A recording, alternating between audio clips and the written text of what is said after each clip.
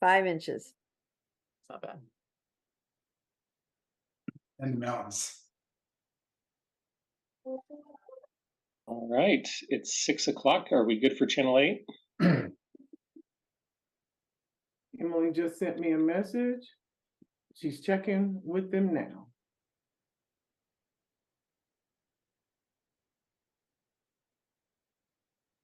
All right. Thanks everyone for your patience. We are good to go. Excellent. Can you start recording, please?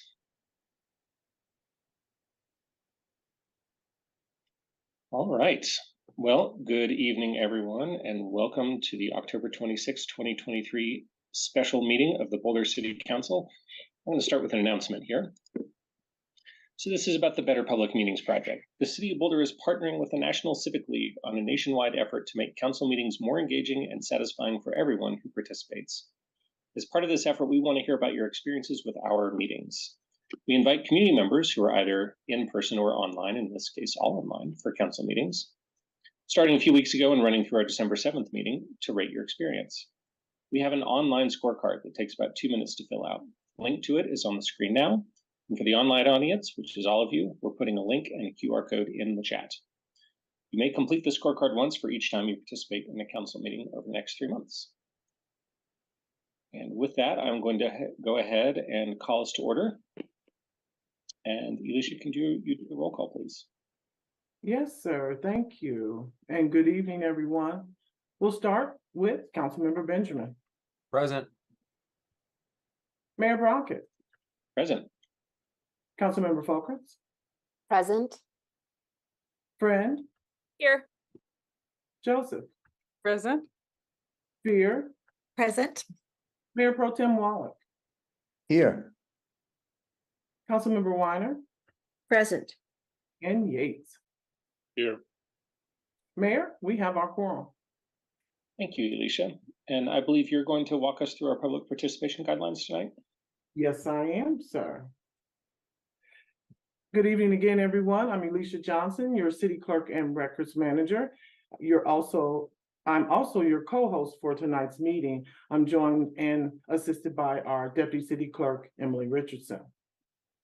I just want to take this opportunity to remind everyone of our guidelines for public participation so that we can all come and participate in good, productive conversations together. Thank you for being here. The city has engaged with community members to co-create a vision for productive, meaningful, and inclusive civic conversations. This vision supports physical and emotional safety for community members, staff, and council, as well as democracy for people of all ages, identities, lived experiences, and political perspectives. For more information about this vision and the community engagement processes, please visit our website at bouldercolorado.gov and search for productive atmospheres. The following are examples of rules of decorum found in the Boulder Revised Code and other guidelines that support this vision. These will be upheld during this meeting. Our remarks and testimony shall be limited to matters related to city business. No participant shall make threats or use other forms of intimidation against any person. Obscenities, racial epithets, and other speech and behavior that disrupts or otherwise impedes the ability to conduct the meeting are prohibited. Participants are required to sign up to speak using the name they are commonly known by, and individuals must display their whole name before being allowed to speak online. Currently, we only offer audio testimony. Thank you for your attention with this matter, and Mayor, we can begin our public hearings. Thank you so much, Elisha, and I will turn right back to you to get us started on our first public hearing, please. All right, thank you. Our public hearings tonight are item number 3 on the agenda. 3A is the council input on the proposed 2024 policy statement on regional, state, and federal issues. Good, Neria, you want to get us started? Well, I'm going to send it straight to our incomparable Carl Castillo. Good evening, everyone. Thank you. So tonight, going to provide you with an update of some of the policies that are expected to get traction in 2024, with a specific focus on those that are being considered at the State House, and also on the proposed revisions for your 2024 policy statement on regional, state, and federal issues. We'll be I'll be receiving your direction, and in terms of what kind of changes you'd like to make, and I will be bringing a revised policy statement back that reflect those changes on November 16th. Ideally, that would be on consent agenda, but that's up to you. If it needs to be brought back for another public hearing or matter, we can certainly do that as well.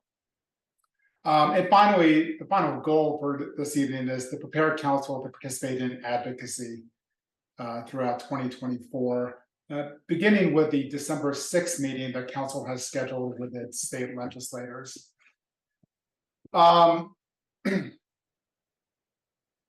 Just real quick, I'm not going to describe the process so much because you all have been through this before, some of you multiple times. But as you know, that the purpose of the 2024 policy statement, or any policy statement for that matter, is to describe council's policy goals. It's both goals and also examples where possible, so there's some level of specificity. And the idea is that that policy statement, once adopted, can inform the city's actions on specific external policy proposals that influence Boulder. So we will be taking the policy statement, and then we will connect the dots when specific bills or other regulation or administrative action comes up. Before we get started, I wanted to say a few words about a very good question that Councilmember Wallach posted on Hotline, which is, why now? Why are we considering this now when we have a new council that will be elected and sworn in within a few weeks? And the answer is, in the past, we used to seek feedback on the policy statement from the new council. And a few years ago, council made the decision that was too much, a bit of an overwhelm for a brand new council to be asked to review and comment and ultimately consider adopting a policy statement that had a lot of positions and a lot of meat and a lot of history.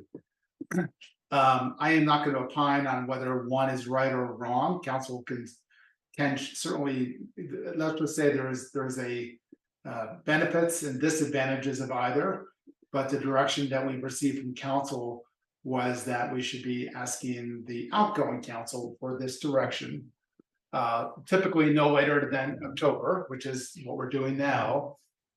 And then we should convene the Intergovernmental Affairs Committee, which ideally would have the appointments from the new council on it in December or January, or as soon as possible. I mean, that's going to be one of the things that's up for you to decide when you want to appoint new members to the committee.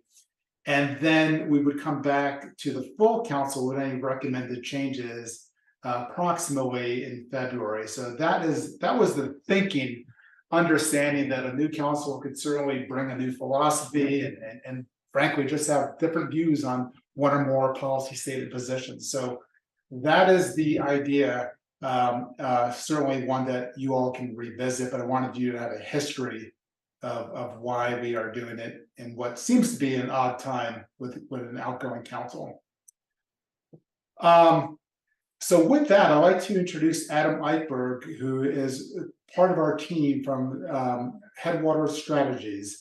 And he's going to say a few words about what we can expect to see in 2024 at the State House, with specific focus on those issues that are of interest, or that we believe are of interest to the city of Boulder. Adam, if you're on, if you wouldn't mind. Great. Thanks, Carl. Nice to see you all. Carl asked me to pull out my crystal ball and predict what the legislature is going to deal with this upcoming session. And well, it's a little bit of murky, a little bit more than murky. I think there are a couple things that rise to the top that I'm fairly certain we know we're going to see. And I'd like to run down a few of those things. And as Carl said, he's asked me to focus on those particular policy issues that intersect with the city's policy statements, and particularly policy statements that you're either going to prioritize or change in the document in front of you. So I'd like to start with land use. As you all know, there was a robust conversation last year around a bill known as Senate Bill 213 that ultimately didn't make it through the process. The core components of that bill are going to return in the 2024 session. Those core components being something around ADUs, accessory dwelling units. I think a focus on strategic growth initiatives, and then a focus on transit-oriented development or transit-oriented communities. And then fourth focus will be funding and incentive packages to support the last three. I think we can expect that the bills will be broken up. It will be multiple bills this session, not a singular bill. I think, honestly, the thinking is last year there was something in that bill for everybody to hate when everything in the whole world was in there. And this year, I think breaking it up allows people to have more of a menu of things that they can choose to support. And I think the thinking from the advocates is that they can get to 18 in the Senate on each of those components that I talked about. I think there will also be some ancillary or orbital bills around them dealing with some of the other issues that popped up last year, but for the most part, those four things will be the focus. There will also be a focus this upcoming session on transit. I think that will take the form of both some work around reform of the RTD and broad funding for transit statewide. I believe what I've heard that those things will likely be combined into an omnibus kind of transit bill that will obviously intersect with and complement the land use package. There is lots of talk, as there always is, around gun violence prevention. There are a handful of bills being talked about. I don't know that the advocates have settled on exactly what will be forthcoming, but I believe that we'll see bills, a lot of bills in that space this coming year. One of the interim committees has referred or will refer next week a bill around overdose prevention centers, or harm reduction centers as they were known last year. The bill this year, I've seen a draft of, I believe it's public and posted, but the draft will allow local communities to make the decision on whether or not they want to allow OPCs, overdose prevention centers, in their communities, and then lays out some guidelines and puts together a task force to form some rules and thinking around them. The next piece, which I'm sure you're all familiar with, is what happens if HH, the bill around property tax, the ballot measure on property tax, is unsuccessful in a couple weeks. I think that there will be a robust conversation around property tax, whether it passes or not. But certainly if it doesn't pass, I think there will be a lot of pressure. And I think probably folks saw yesterday, the Republican caucus is calling for a special session to deal with it before the property tax bills go out at the first of the year. So far, the administration has been reluctant to commit to that. They're putting their hopes and dreams into HH, and I think we'll have to wait till election day to see what happens. And then finally, before I can take some questions, is I know that there has been a focus from the city on reproductive rights, and there were several bills last year around it. This year, the advocates are going straight to the 2024 ballot with a constitutional amendment to enshrine the same rights that they put into statute into the Constitution. So I believe it will be a lighter year at the state capitol around reproductive rights, but a very, very active year going into the November 2024 ballot around those issues. So it's just a little bit of my crystal ball. I'm sure that there are things that I have missed, but hopefully that gives you a flavor for what's coming. And Carl, I'll turn it back to you or answer questions if anyone has them. Yeah, thank you, Adam. That's very helpful. Mayor Brockett, if it's okay with you, I'd like to give your colleagues an opportunity to ask questions of Adam before I provide updates on the proposed revisions to the policy statement. Is that appropriate? Sounds good, Carl. I can run that if you'd like. So who has questions for Adam? I see Mark's hand. Yeah, Adam, I know the governor doesn't much care for the concept of rent stabilization or rent control bills, but is there any possibility of creating a distinction for manufactured home community pad rents, where the consequences of inability to control costs are much more consequential for the people who live there? To be honest, I don't know that I've ever heard anyone ask that question with that much specificity. So you're correct that the governor has expressed over the years his dislike of general rent control bills, and those kind of bills have moved through and then seen their demise. I think there will be another active session around renters' rights, and a couple of the bills that didn't make it through last time coming back onto the legislative agenda. But with regard to a specific bill that carves out specific rights for mobile home renters or pad renters, I don't know. It's something that I'm happy to ask about and get back to you.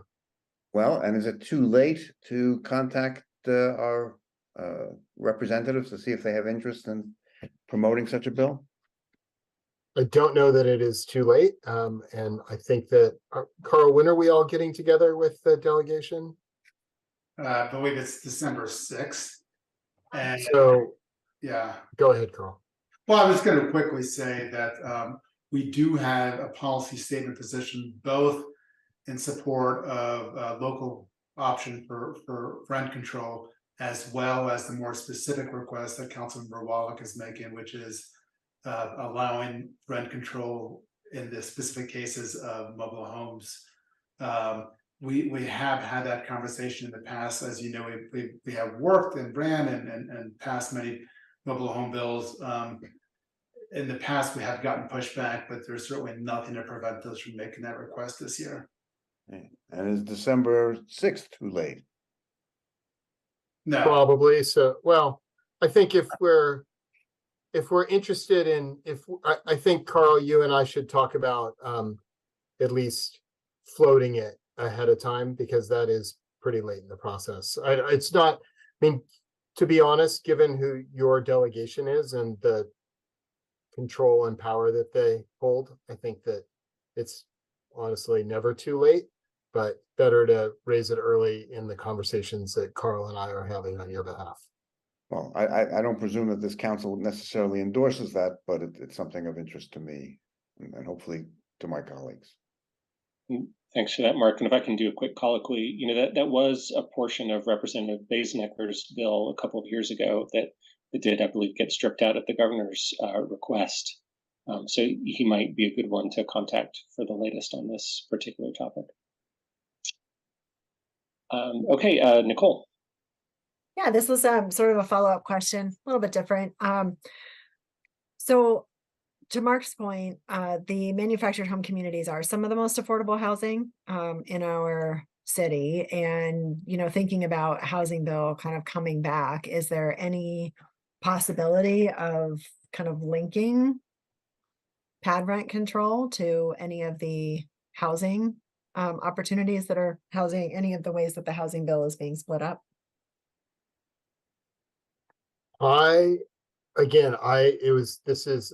Not an issue that I'm super familiar with.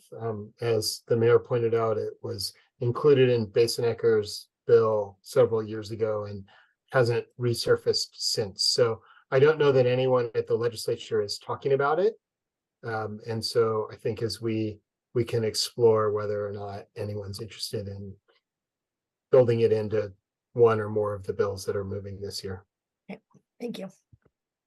Thanks. Lauren?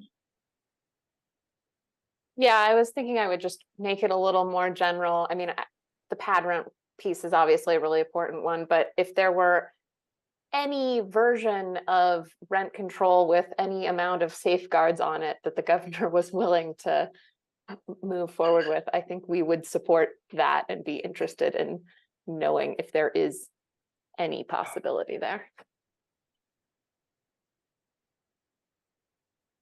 I guess it's not a question, more of a statement. Point taken, Lauren. Let's see, seeing no other questions, Carl, I can turn it back to you for the next phase. Okay, thank you, Mayor. And again, just to be clear, we already have direction from council to support both rent control in general and more specific rent control for mobile home parks, given the fact that that is a particularly unique situation where people are particularly vulnerable, given the fact that they own the pad but not the land underneath it, or actually they own the home but not the pad. So we've certainly have made that argument before. I guess I'll just generally say, if it's not obvious, that the governor's general disposition is to favor affordable housing more as it's brought about through market rate mechanisms. And he's not as he is not as supportive, generally speaking, about affordable housing that is brought through regulatory approaches. That's a huge generality, and he might not appreciate me saying it. So for what it's worth, but we heard everything you said about that, and we'll certainly are well aware of our council's interest in it, and we'll continue to carry that forward. I'd like to now just talk about some of the proposed revisions, and I'm going to focus, because there's a lot of revisions, and you all have read the packet, so I don't want to reiterate things unnecessarily, but focusing on ones that we're expecting to see some traction on, and also ones where some council members have asked questions on hotline, for example, or more specifically. So the first revision is to position number 1, which we propose to rename to call Hardened Infrastructure Against Climate Change. And the specific changes that we're proposing to make there is to remove barriers to undergrounding of overhead utility lines in areas of high risk and vulnerability. And I'll just pause to explain. Of course, overhead utilities can cause their own catastrophes. They can cause fires, especially if it's electrical. Not sure if that's so much with the case of telecommunications, especially if they're in an area where it's particularly, let's just say they're old or it's particularly windy in that area. And also, if they are not undergrounded, they can deny our community with the both electricity and telecommunication that they need. So there's a lot to this one. This is one that we're proposing as a state policy priority as well. So it's both position number 1 and it's also a policy priority as we're proposing it. The second aspect about it is to free state and federal resources, not just for these private utilities to be undergrounded, but for the many city water utilities that we have, stormwater, flood. Just about all of them really are impacted in terms of how things will change in terms of climate change. So that's the first position. Again, that is a proposal for a state policy priority. And I am going to interweave these. So I'm basically going down in sequential number through the policy statement. And I'm going to just mention those that are not just positions, but are being called out as policy priorities. The second one is position 11, and this is one. This one deals with electric motorized vehicles, generally speaking. Councilmember Wallach had some good questions again about 3 aspects of this. The first one was, and when I say he had questions, these were sent out on hotline. We had indicated wanted to support position, or actually a new example of how we could further this position, to support Advanced Clean Cars 2, which is a renewal and expansion of the mandate for electric vehicles to consist of 82% of sales in Colorado by 2023, and Advanced Clean Truck rules, which essentially would require medium and heavy duty vehicles to sell an increasing percentage of zero emission vehicles of their annual sales from model year 2027 and beyond. Councilmember Wallach suggested that this might require some more discussion. Part of that I just perhaps have answered because I gave a little more information here. But bottom line, these just were adopted by the Air Quality Control Commission. The Advanced Clean Cars 2, you might have read about, it was adopted just last Friday by the AQCC. We didn't expect it to occur that quickly. We were part of the, we were one of the advocates along with, or as part of our membership through our climate CC4CA organization. Anyway, it passed, so it's no longer relevant. So with your permission, I would be striking this example from position 11 as no longer being relevant, because both the Advanced Clean Truck rules and the Advanced Clean Cars 2 rules have passed. And yes, at some point we'll want to update those even further, but I think it'd be unnecessary at this point to have language about this. The second aspect of position 11 is 11D, and in it, one of the things that we added was advocating or indicating support for policies that would encourage EV charging during the time of day when the largest amount of clean energy is available on the grid. Councilmember Wallach said, well, we could really use a little more explanation about what that's about, how that can be done. And checking in with our energy experts, they indicated that essentially this is a docket that's already before the PUC that would lead to changes in rate design and program offerings and other solutions that would allow for basically encourage people to be plugging in and charging their vehicles when we have the greatest amount of green electrons on the grid. The third part of this position 11 has to do with electric buses. Councilman Wallach suggested that the focus on having lower costs for electric buses was way too general, and we needed some more detail. And I totally agree with him. And rather than wordsmith here, I'll just commit to you that if you agree that this needs to be filled out, what we can do is we can bring back a little bit more detail.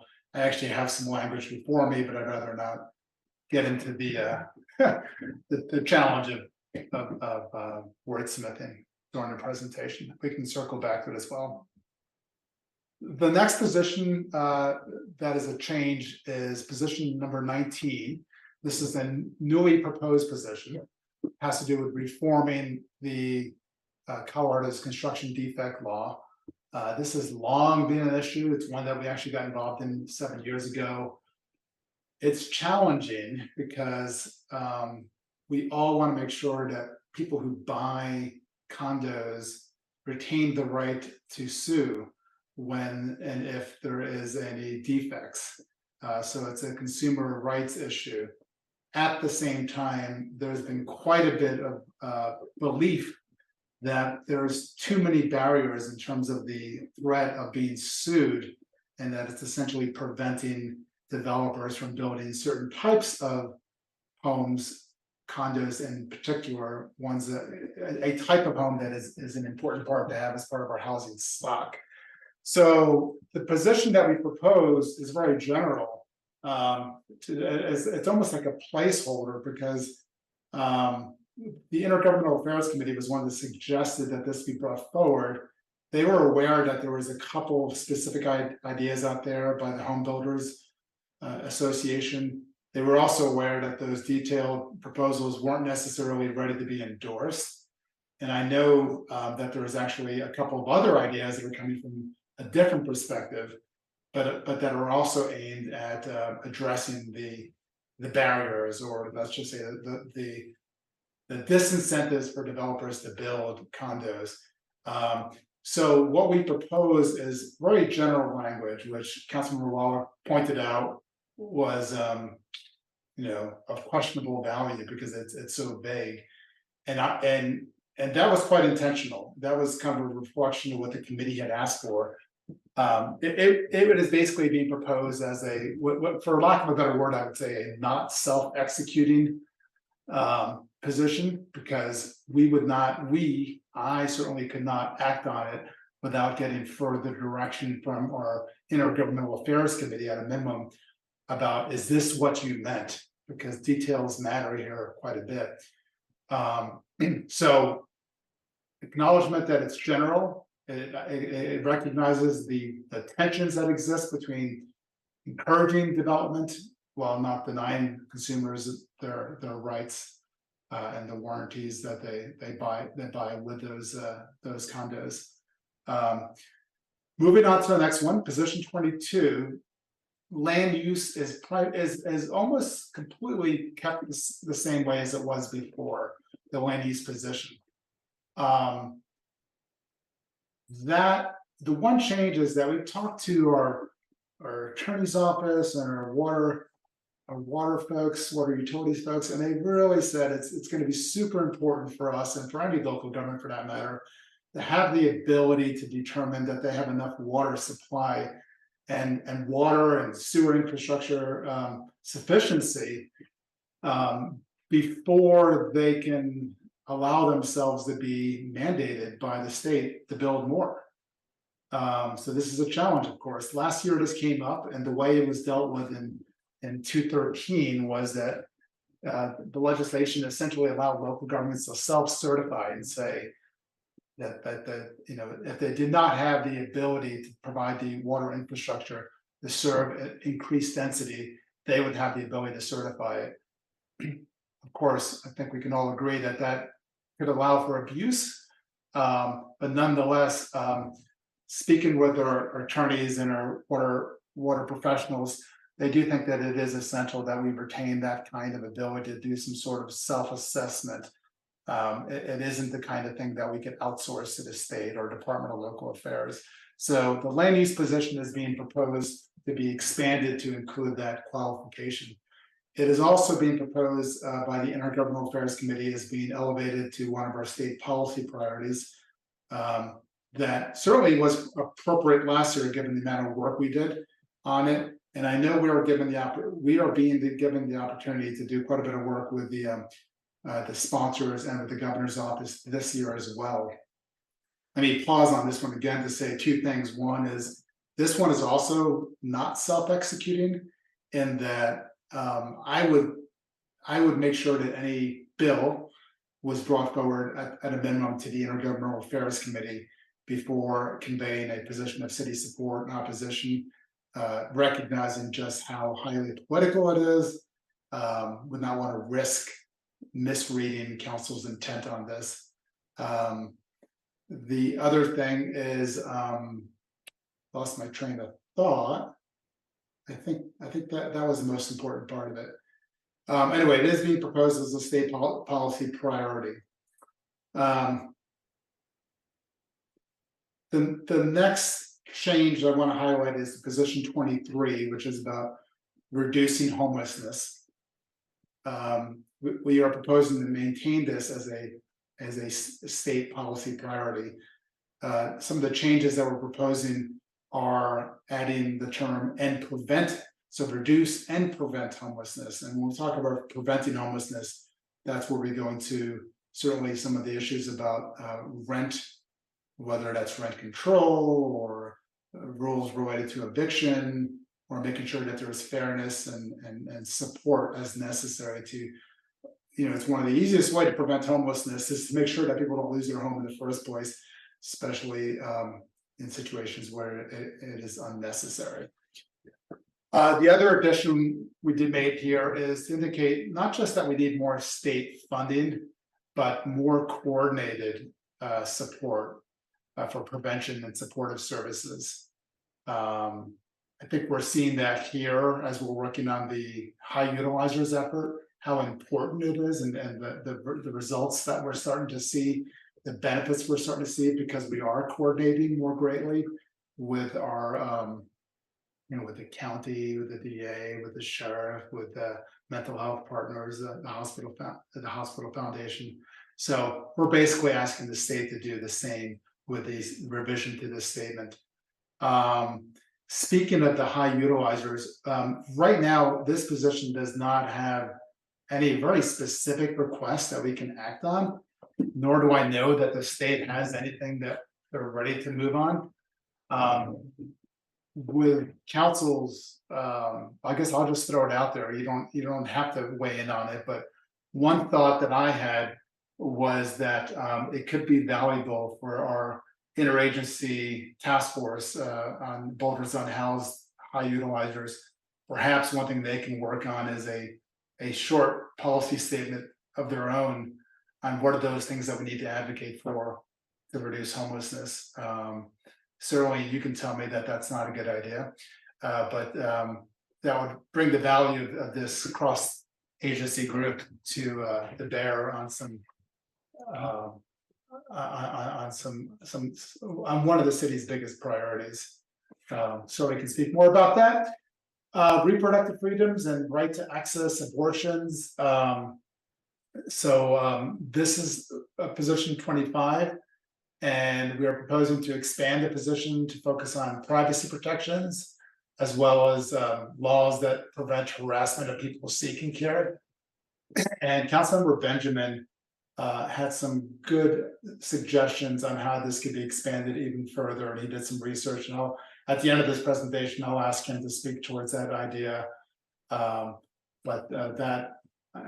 just say right now that I will be proposing that the council consider it with his additions.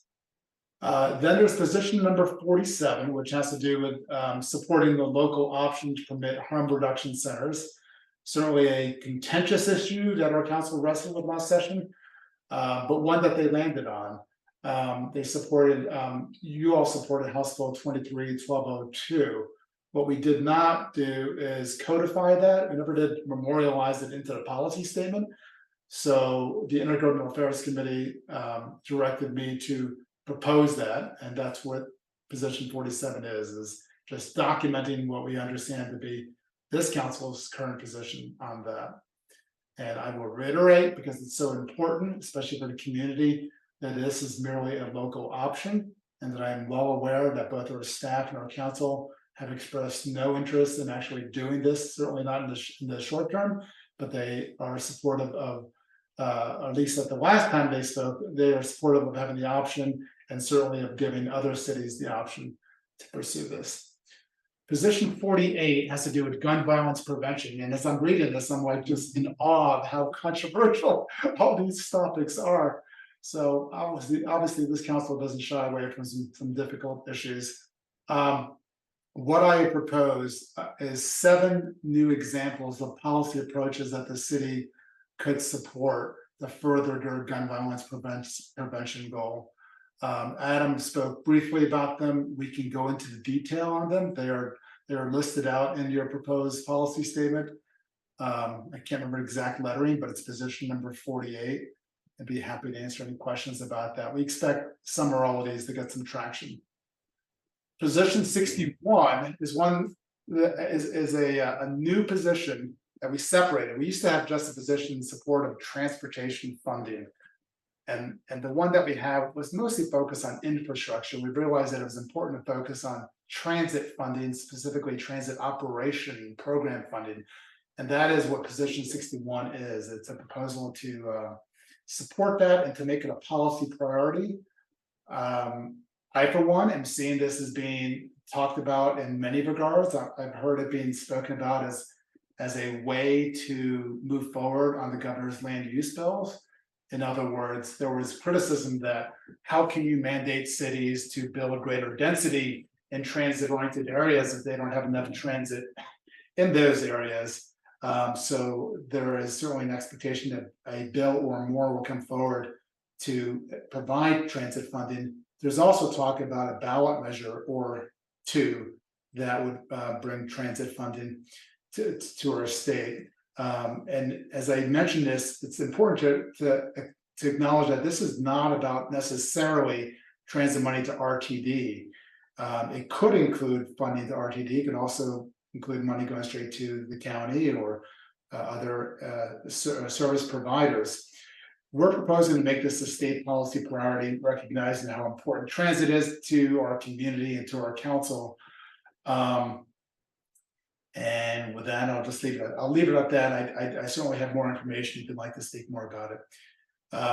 Position 65 has to do with, it takes a very outdated position that we had about the color of the Department of Transportation, and it revises it to talk about how it's important for us to encourage CDOT to maintain our roads as best they can in our community. I will acknowledge that the way it was drafted was pretty basic. It did not have any details. However, since then, Councilmember Friend did contact me and explain the many ways that she thinks that it could be expanded, and working with our transportation staff, we have proposed some language that she then took and made her own and sent on hotline. And by making her own, I mean she endorsed it, which is important for you to know that this is coming from one of your colleagues.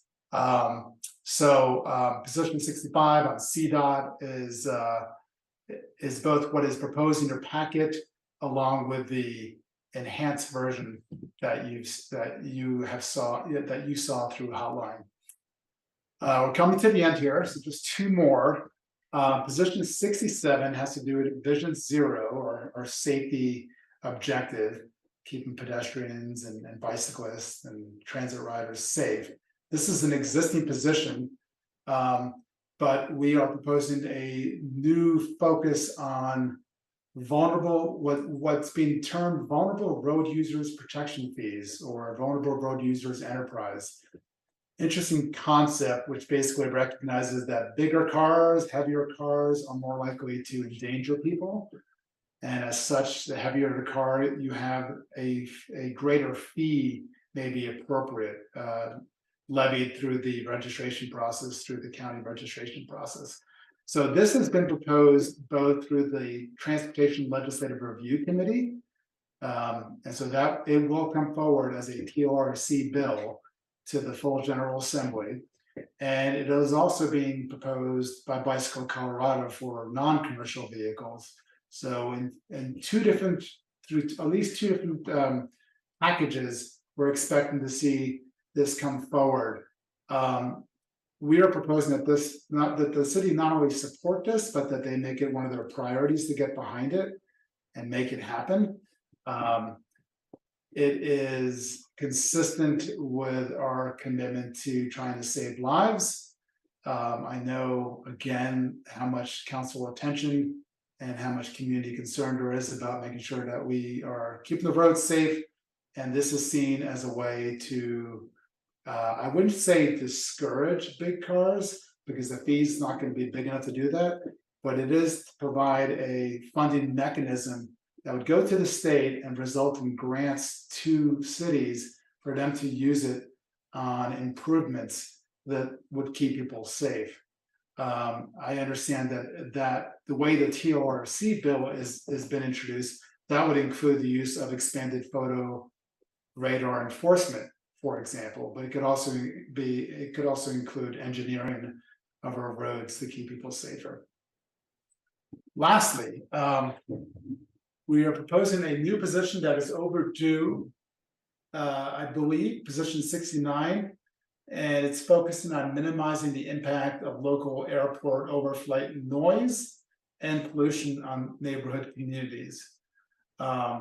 This is something that we have already been working on through Congressman Negus's office, who's been really good at turning to us for our expertise, partly because he recognizes that John Kinney, our airport manager, has so much information. So we've been providing expert advice. And I did just meet with a legislator who was talking about a proposed state pilot program to provide grants so that local airports could pay for the infrastructure necessary to have a dedicated unleaded fuel tank. Because apparently the planes can already take unleaded fuel. The challenge is the cost and the resources necessary to have a separate tank, separate hoses, I imagine. So this position is being proposed to allow us to both support continuing work with the federal government to make sure that we have the local control where appropriate to address overflight noise, and both at the state and federal level, to look for mitigating measures to pollution, perhaps most specifically leaded fuel, which has been shown recently and in a lot of studies to cause problems to people who live below local or near local airports.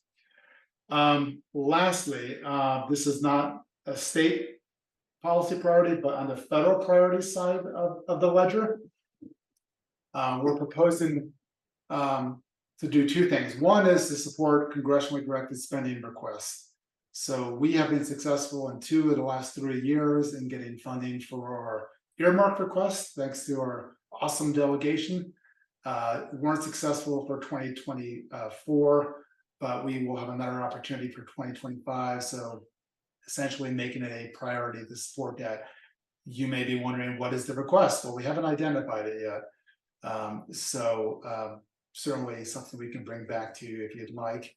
But it is consistent with our general position, or general principle actually, to seek federal funding for city programs. The other federal policy priority is more specific, which has to do with furthering the construction and funding of the Northwest Rail Line through the Front Range Passenger Rail. As you all know, until the Front Range Passenger Rail became a possibility, it seemed like the Northwest Rail Line was hardly worth talking about because it seemed so impossible.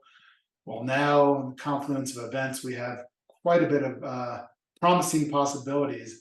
And 2024, I would say, is going to be one of the biggest years to actually move forward with it. We are right now in the running for what's known as the Corridor Identification and Development Program.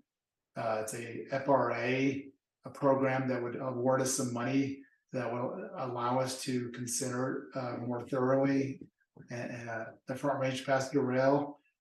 Amtrak is looking to expand, and they have money through the Infrastructure Act to do so, but only so much funding. And we are in competition with other states and even other regions. CDOT has dedicated people to work on this, including our beloved John Putnam, who I think many of you know because he has served on at least 3 of our boards and commissions, and he's now dedicated as their railroad liaison special advisor, with his having had previous experience as the general counsel of the Department of Transportation in DC. I would say he's hard to imagine a better advocate to work for us on these issues. And of course, RTD's continued work to deliver on the Northwest Rail. So all this is to say there's an opportunity, there's a lot to do in 2024. The governor's office, as has been reported in the paper, is wanting us to consider, when I say us, those who lie along the line of the Front Range Passenger Rail, the proposed taxing district, to consider an actual tax at next year's ballot. And in order to do that, of course, we would need to have so many questions answered. I think most of us would probably immediately say that's too soon. The challenge is the infrastructure funding that would allow the expansion of Amtrak for our new rail line isn't going to be around, at least not funded in a guaranteed way past next year. And passing a tax is an important way for us to show that we're ready to go. So just something for you to be aware. And I think that we've been working on this through the US 36 Mayors and the Northwest Mayors and Commissioners Coalition. So it's being proposed as a priority so that we can continue to work on it as a priority and in reflection of your priorities. Okay, so I've done a lot of speaking. I am eager to stop and turn it back to you and field your questions. Yeah, thanks so much for that, Carl, for all those details and all the great work you've done to create the policy statement. What I would suggest is maybe we can ask Carl questions now on these proposed changes, and then do the public hearing, and then have council members advocate for particular changes that they're interested in, whether those have been sent out over hotline or perhaps there's something else that people haven't brought up yet. Does that work as a structure for folks? Okay, great. So then let's do questions for Carl right now before we go to the public hearing, please. Nicole. Thanks, Carl, and thanks IGA as well. A lot of work going on here. My question, I've just got one. It's on policy position 40, I think it was, and it's just a clarification. Is this referring to some of the issues that have come up around bond statutes and whether low-level offenders can be held in custody? So I can wrestle with this one, but I think we might have our municipal judge on the line, and if so, I would ask him to speak up. Judge Khan, are you on the line? Give it a couple of seconds to see if you are. I am, Carl, if everybody can hear me. So Yes. You're right, Councilor Spirit. I think this is related to that. It came about as a request for Mayor Pro Tem Wallach, who had submitted it to Carl, and then Carl reached out to others to see if we could get some language together. So I offered some language just so that would be clear of what the need might be going forward to try to reduce the cycle that we've got there, where low-level offenders who get cited and fail to appear, and then warrants get issued, are then arrested, potentially arrested when the jail is accepting our warrants. But when they are arrested, the state statute currently requires that we give them PR bonds upon request within 48 hours of being in custody. And that results in quite a bit of cycling with people who don't take a plea and they don't set their case for trial. They just ask for the PR bond and then they get other charges. And so we end up with multiple people with multiple failures to appear on multiple offenses. And so in the perfect world, we would have the opportunity as judges to at some point say, we're going to hold you for trial. And so my hope would be that perhaps at some point, I don't know that this legislative body at the state will do it, but would consider modifying that statute. And Judge Khan, could you introduce yourself, please, for the record? Yeah, Jeff Khan, the municipal court judge for the city of Boulder. Thanks. Nicole, did that answer your question? Yes, it did. Thank you. Great. We got Bob.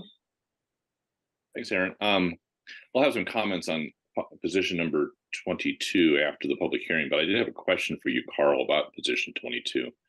And I'm looking at the sentences that are at the bottom of page 17 and the top of page 18 of the memo. I'm sorry, there's two different paginations. There's 17 or 29, one of those things, but it's the second paragraph of position 22 that reads, for these reasons, the city supports state policy changes that incentivize and encourage local governments to adopt land use policies, such as transit-oriented development, period. I'm sorry, I'm in the right place. That sentence is fine. The following sentence says, the city may also support state policies that go beyond incentives if such policies meet the following conditions, and then lays out a number of conditions. So when we say policies that go beyond incentives, I'm trying to understand what that means. Does that mean mandates, or does that mean something that's kind of halfway in between an incentive and a mandate? And if it's that, can you describe what's meant by that sentence? Yeah, thank you. It's a good question, and certainly something I thought about when we drafted this. Beyond incentives means just that. And the question, I guess, really is there anything between incentives and mandates? Is it an automatic that once you go past incentives, for example, encouraging cities through funding, which the state has done in the past, does that become a mandate? The intention was that this would be anything between there, assuming that there is such a thing. The only example that I can think of something that would be beyond an incentive, but yet less than a mandate, is denying the city funding that it otherwise would get, for example, from the federal government. Let's say the highway users tax fund or trust fund from the state or the federal government, gas tax revenue. How that's allocated, the state is oftentimes a pass-through agent, if not the state, Dr. Cog or MPO. And so I can imagine that those entities can say, city, you shall not get this money unless you adhere to the following land use requirements. And in that scenario, it's up to you to decide if you agree if that's a mandate or if that's something short of it. But I could see that being kind of a hybrid, because cities don't have to do it, but they're going to lose money. Not to argue with you, but mandates usually involve a penalty for failure to comply, right? You shall do this, and if you don't, something bad's going to happen. That would be a mandate, right? Yeah. No. And so if the state would have the power to withhold something to which the city would otherwise be entitled if they don't do what the state requires, how do you distinguish that from a mandate that I just described?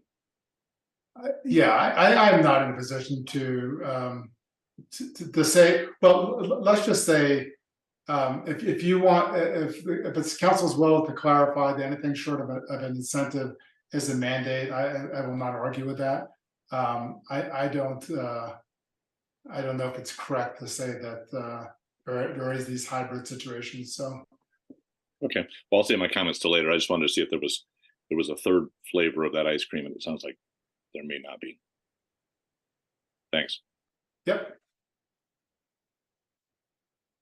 Right, seeing no other questions, then we can go to the public hearing. We have one person signed up to speak, which is Melissa Hidalgo Cuellar. Melissa, you'll have 3 minutes to speak, and you can start when you're ready. All right, Melissa, you should be able to unmute yourself and speak. Thank you so much. Thank you, council members, for the opportunity to speak on Boulder's policy statements. My name is Melissa Hidalgo Cuellar, and Boulder has been my home for 28 years. Today, I'm representing Cobalt. I'm the Cobalt Abortion Fund Director, Colorado's largest independent abortion fund. We partner with and work frequently with Boulder Valley Health Center, as well as clinics and healthcare providers throughout the state. Our fund pays for abortion procedures without any requirements or barriers, as well as practical support, which is travel and lodging support for people in need to reach their appointments. This year, we have already spent over $500,000 and helped over 1,500 clients. Those who cannot afford the travel costs, childcare, or a safe place to stay if they're traveling far are, of course, the same people who cannot afford abortion procedure costs in the first place, especially because Colorado's Medicaid insurance program is forbidden from covering abortions. There is therefore a de facto abortion ban in Colorado on those who cannot afford private insurance plans or to buy an abortion procedure outright, which typically costs hundreds of dollars but can reach thousands. Cobalt and our coalition of Colorado's reproductive health, rights, and justice advocacy organizations believe that this must change. We are running a ballot initiative to put a measure on the 2024 general election ballot to ask Colorado voters to amend the state's constitution to establish abortion as a constitutional right, thus eliminating the discriminatory ban on abortion insurance coverage for state and local public employees and people on government health insurance plans. We know how to win this campaign. We're the same coalition that fought to pass the Safe Access to Protected Healthcare package of 3 bills, which this year gave Colorado a shield law against out-of-state attacks on our healthcare patients and providers and mandated private insurance plans to cover abortion. Our campaign research shows voters are with us.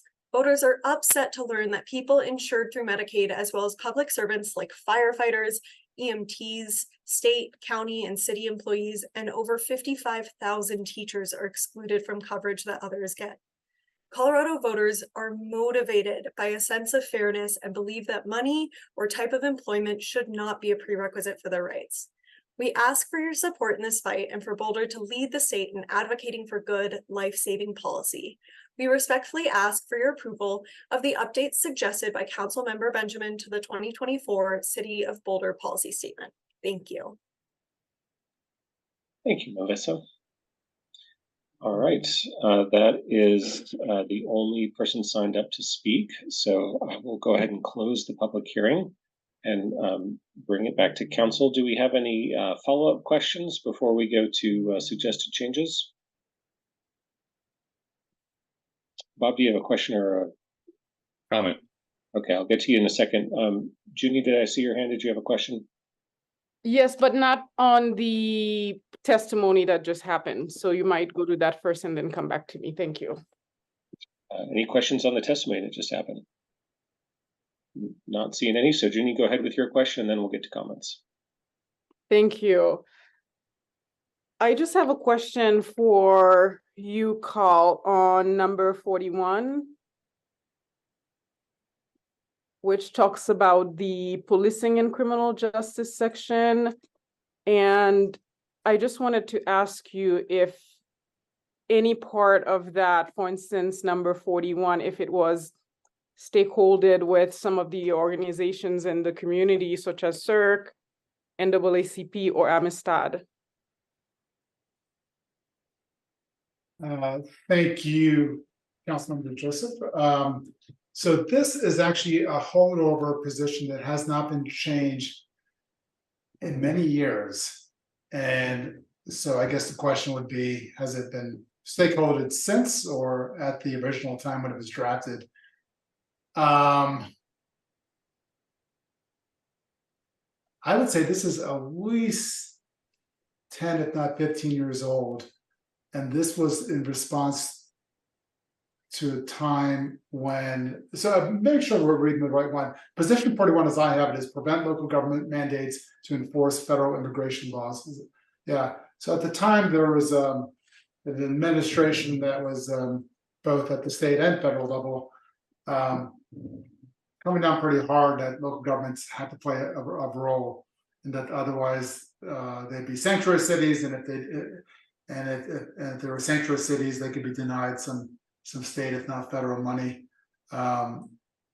Looking at this now, and I admit that I had not looked at this in a while, that was the purpose of this. And we certainly did have a lot of people who came and spoke to our council about urging our council not to play a role in enforcing federal immigration laws, that we should be a welcoming community, and that we should not take on the responsibilities that the federal governments have. So that's my initial response from what I recall. Like I said, it's been quite a while. Yeah, thank you for that. I mean, I know you've worked on this a lot, and I read it, it's not, how do I put it? I wish it was a little bit more comprehensive, because I do understand what you're saying, especially my understanding Boulder is a sanctuary city, and we value immigrants in our community, and as well knowing or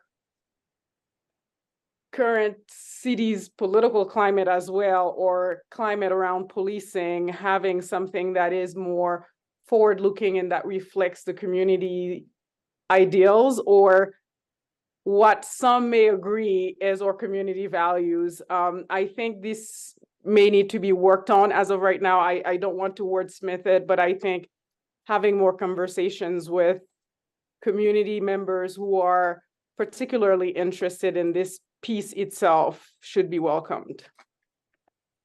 Yeah, thank you. And I'll just say that I'm forgetting her name. One of our preeminent attorneys who works on immigration issues, I think her name is Laurel Herndon. That's who comes to mind as somebody I could follow up on the kind of updating, making sure that this is still reflective of our community values. So I can certainly do that. Thank you. And CERC might be a good organization to contact as well. Carl, I just mentioned it. Okay, if we want to do comments, and we can, if you want to ask for specific change as part of your comments, please do, and we'll consider those proposed changes. I got Bob and then Lauren. Thanks. I have comments on two positions, but before I get into that, I want to make a kind of drafting suggestion, because I got a little confused, and maybe I wasn't the only one. So we have priorities numbered 1 through 5, and then we have positions numbered 1 through, I don't know, 69 or 70. And when you're flipping back and forth, it's a little bit confusing. So my drafting suggestion would be, if you're going to have those top 5 priorities at the top, label them something other than 1, 2, 3, 4, 5, because we got priority 1 and position 1, and they don't correspond. And so call them A, B, C, D, or something else, or Roman numerals, or something other than the 1, 2, 3. And then the second thing I would do is I would parenthetically note where that position might be found, because those first 5 priorities are not the first 5 positions. So that's just a drafting suggestion for you, Carl. Yeah. And it wasn't too many years ago when we didn't number these positions at all. You might remember that it just was just one big massive blob of something that went on for like 30 or 40 pages. And I think some of us suggested numbering. So we're almost all the way there on organizing. So if we could do that, that would be really great. My first comment of the two positions relates to position number 23, which also happens to be priority number 2. And that relates to encouraging the state to assist us with a number of homelessness situations, issues, from supportive housing, mental health treatment, substance abuse treatment. And I think that's great. It's fantastic. I would make a change to that. The one suggestion I like to offer to my council colleagues is, in addition to asking the state for that assistance, that we also ask the county for that assistance. The county is our closest health department. And I think that there's a decent chance that their ballot measure, I think is it 2B, will be passed, which does have the word support in it, and that could be used to bolster permanent supportive housing. I know that we don't historically lobby the county. I'm not sure why. Why we stop, we just do the state and federal legislature, not the county legislature. But I'd like to suggest that we include the word county, and Carl can draft this in position 23 to also advocate to the county for support on homelessness services. So Bob, can we pause and maybe straw poll this? I saw some nodding heads. Does anybody want to have a response comment, or can I just call for a show of hands of who's interested in this? The only thing I'll say from a process perspective is Bob is right. We haven't typically we haven't used our policy statement to indicate positions that we're lobbying for our pure local governments, county, school district, university, but we can, and there's no reason we can't do that. I know that I personally would not want to be in that role. So, but nonetheless, that doesn't matter, because I think what you could do, if you follow Bob's suggestion here, is this would be the kind of advocacy that we would really rely on the elected officials on almost exclusively. I think it's kind of bad form for city staff, for example, to be involved in advocating before the county commissioners or county staff. Maybe I'm wrong, maybe I'm missing something, but I think that's a little bit why we haven't used it in the past. So I'm just thinking out loud. I think it makes a lot of sense, but I'm also just looking for political landmines where they may exist. Well, and Carl, if I can respond, I'll note that this policy document serves as guidance for council members as well, when we're considering about positions that we might take when conversing with other elected officials. So I think it could be helpful in that sense. Yep, absolutely. So with that in mind, if I just get a show of hands of people who think this is worth changing, what did I do? Change? Okay, I got a majority, maybe unanimous.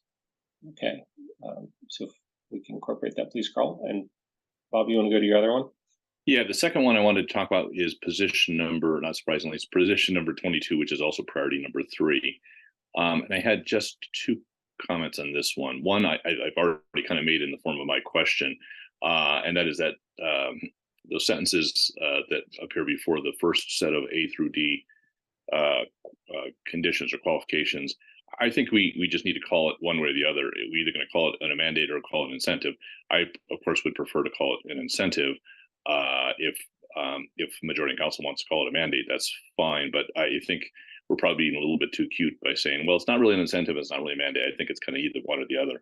So I would suggest going to incentive there, or at least clarifying it.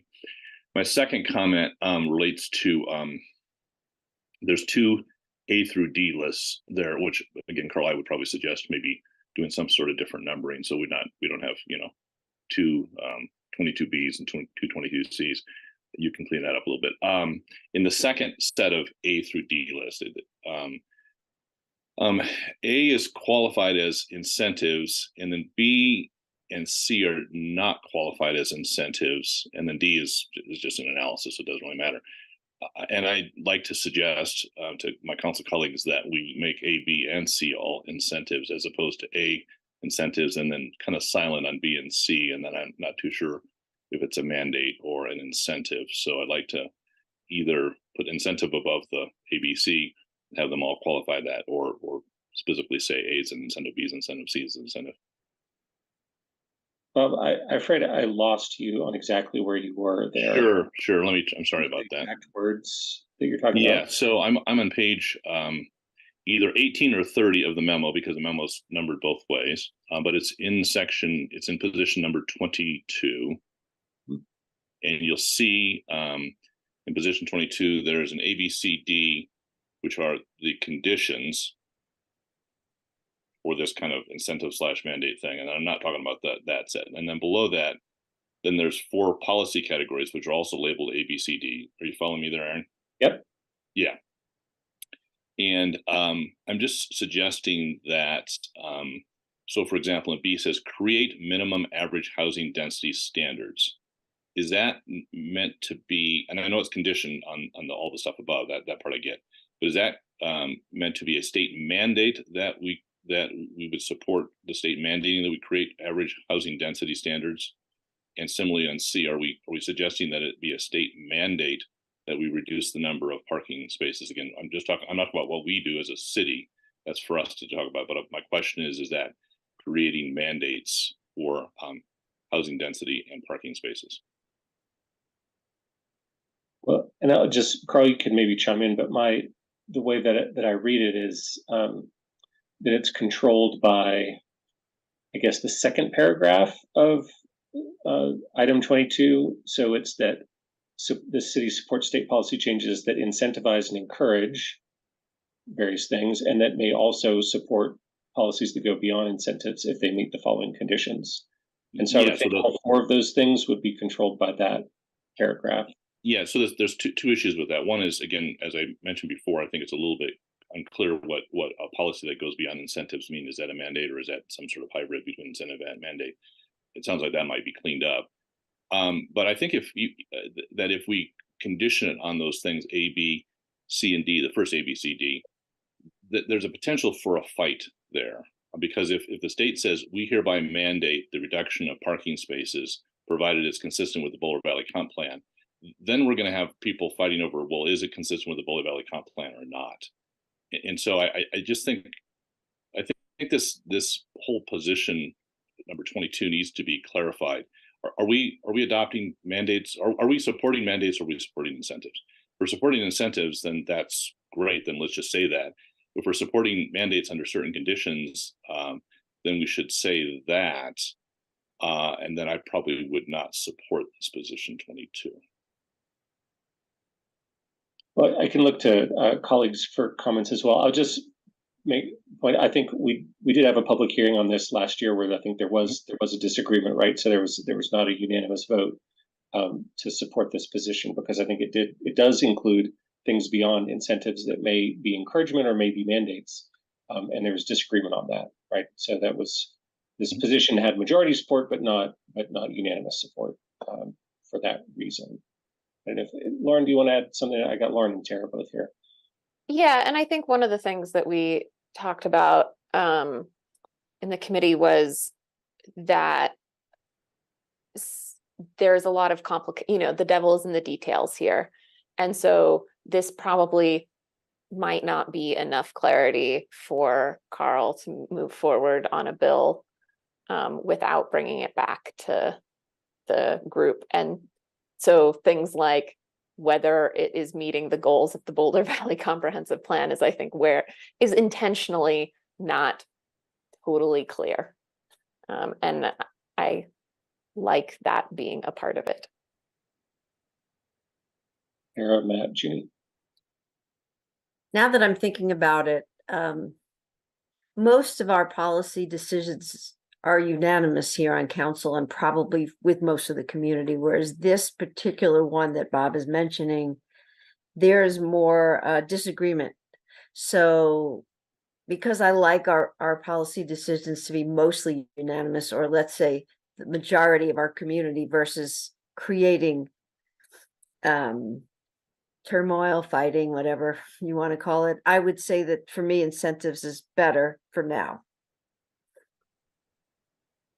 Yeah, I appreciate that. I like where Lauren's going, and having talked to Carl, I think we all know that these issues on land use were going to need to be coming back to all of us. I don't think there'd be any way that we would have scripted this so perfectly to have just this clear yellow brick road all the way to a passage or of a bill. So I think that's kind of an obvious thing. And if we have to rubber stamp that this will come back, that's fine by me. But I also don't think we need to delineate incentive versus mandate because we simply don't know. And maybe there's a mandate with a complementary piece that we say, we'll exchange for that. We couldn't possibly forecast those pieces. So I don't want to sit here and say one word over the other. I'd rather keep it open. And when the bill lands on our table, then we have that formative discussion as an entire group, not just the intergovernmental affairs, and we let the cards fall where they fall when that comes to us. But I don't think we should be dicing too far into the weeds on this when there's so much more detail, as Lauren pointed out, that's got to come down the pipeline here really soon. Yes. I was looking at that section as well. I think everything seems clear except for C. C is in red. It's a bit unclear. I can see why an incentive is not the same as a mandate. And I think I can't read Bob's mind, but I think if we clarify that C, well, it was B at first, then it turns to C. It's just not clear at all. I understand the idea that, hey, if there's water supplies and sewer infrastructure, that can either sustain the land use changes that we're making. But I think because of the word mandated land use changes, it becomes a little bit convoluted and complex and a little bit confusing as well. Because I think the other three, they do match. The city may also support state policies that go beyond incentives if such policies meet the following conditions, right? They're narrowly tailored based on our comp plan. There's flexibility, and it also clarity on how our local government already meet these standards. So I see all three of them actually are pretty clear, but that C part is a bit confusing. So maybe fixing that piece could potentially get Bob closer to accepting that piece of our proposal. So I think working on that might be helpful. Thanks, Jeannie. I was actually referring to the other C. There's two sets of C's in this one. So it was the C relating to parking, not the C relating to water. Okay. Okay. Can I colloquy on that point, Junie? Just because unless Lauren, you wanted to colloquy first, or you have your hand up for something else. Okay. So Junie, on that point of clarity, I'm trying to understand.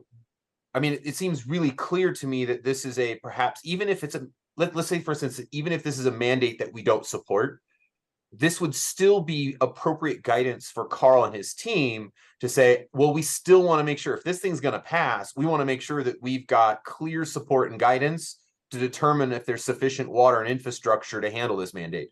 So I don't know if it dictates a position on the mandate rather than a condition of that said mandate that we would thus still be advocating for, even if this thing we don't support still ends up passing, right? So I'm not understanding. That to me seems abundantly clear, and I don't know why we're caught up on I'm just wondering why the mandate issue is there, because this is just guidance for which side we want to play should we decide that. Yeah. I mean, I hear you. That's the only place where the word mandate seems to be incentives and mandate seems to be parallel, right? Because when you look at the next section in section C, there's no word mandate there. So these two are completely delineated, and I understand them. I don't see any issue with that, but that's where I saw the issue at first, but point well taken, Matt. Yeah, and I mean, conceivably that word mandated could be changed to something like proposed, so that we're not pulling in that it must, bringing in the word mandate there. It's a thought. But so, okay, we got a couple more comments. Mark and Rachel. Just very briefly, I kind of like the idea of proposed and the deletion of the word mandates. It's a hot button topic, and I think that's a way of creating useful ambiguity. I like that word or phrase. Rachel. I've never heard of useful ambiguity, so well done on that one. We all learned something. I mean, I think we're at good enough. I don't really care if we change that one word or not. I think realistically, the message probably that Carl wants to take away is that anything on something like homelessness or land use should come back to the full council, especially as we're about to have an election and people may want to move to the left or the right after that. So I think good enough for our purposes for tonight. change a word if we want. I'm not sticky about that, but probably you're gonna have to come back and check in again on some of this stuff after the election. I did want to speak to my hotline if this is the right time, or I don't want to. Rachel, can I finish this one out and then we'll get back to you? Finish her out. Yep. Right. Thanks. So, Bob, how would you respond to Rachel's point of, this is going to come back to the next council for consideration, kind of regardless of how things are going? Well, it's a little bit weird because we have 69 positions that Carl is free to go off and run with, and then, or 68 of them, and then the 69th one, which I guess he's not free to go off and run with. So we either have a policy position or we don't. Those of us who are concerned about the language of 22 can simply vote against 22 when this comes back to us in 2 weeks, and we'll say we support 68 of the positions, we don't support number 22, and Carl will know that he doesn't have a unanimous council on that particular point, and so he'll probably be more cautious when the land use bills come forward, and I'm perfectly fine with that. So I'm not trying to wordsmith tonight. I'm trying to suggest something that we could all get behind, but if there's not unanimity on that, then that we can just park this and recognize that some of us may be voting against position number 22, and then Carl will have to bring this back once he actually sees the bill. Yeah, point May taken. I colloquy just in that you were asking him how he felt about mine. I guess I think Carl's gonna have to bring it back either way. That was one of the lessons I feel like we learned in the last legislative section. Like there are some things that are so big and so much of interest to the community. Even if we weren't having a new council, he's coming back with it. And again, I would say, we saw that at least one thing, and this was so two, counting this one as well. So I think that we as a council voted on this in the past, and it was divided probably 6-3. And so we could try and get to language we agree on, and I doubt it's going to happen. So that's why I'm saying I think probably for our purposes, we're good enough, and you'll probably be divided in some differing numbers on the next council, I'm sorry to say. Thanks for that, Rachel. And I misspoke earlier. I said it was last year. It felt like more than a year ago, but it was earlier this year actually that we had that public hearing and vote as we were going to the legislative session. A couple more comments before we wrap this one up. Tara and Nicole. So can we consider proposed instead of mandates, or did we decide not to do that? I can do, that was my suggestion. I could do a quick straw poll. How many people in first item C like changing mandated to proposed? Yeah, we got a majority on it, roughly. Okay, thanks for that, Tara. Nicole? Yeah, I was just going to say, I think at the start of the memo, also it mentioned that if we're testifying on something in the policy position, we can state that it's on behalf of the city, and then we can state where we stand as an individual too. So it was kind of giving us some freedom there to not, we can still pass the whole legislative agenda, even if we don't agree with each individual piece of it. So that's certainly me on a couple of things. So.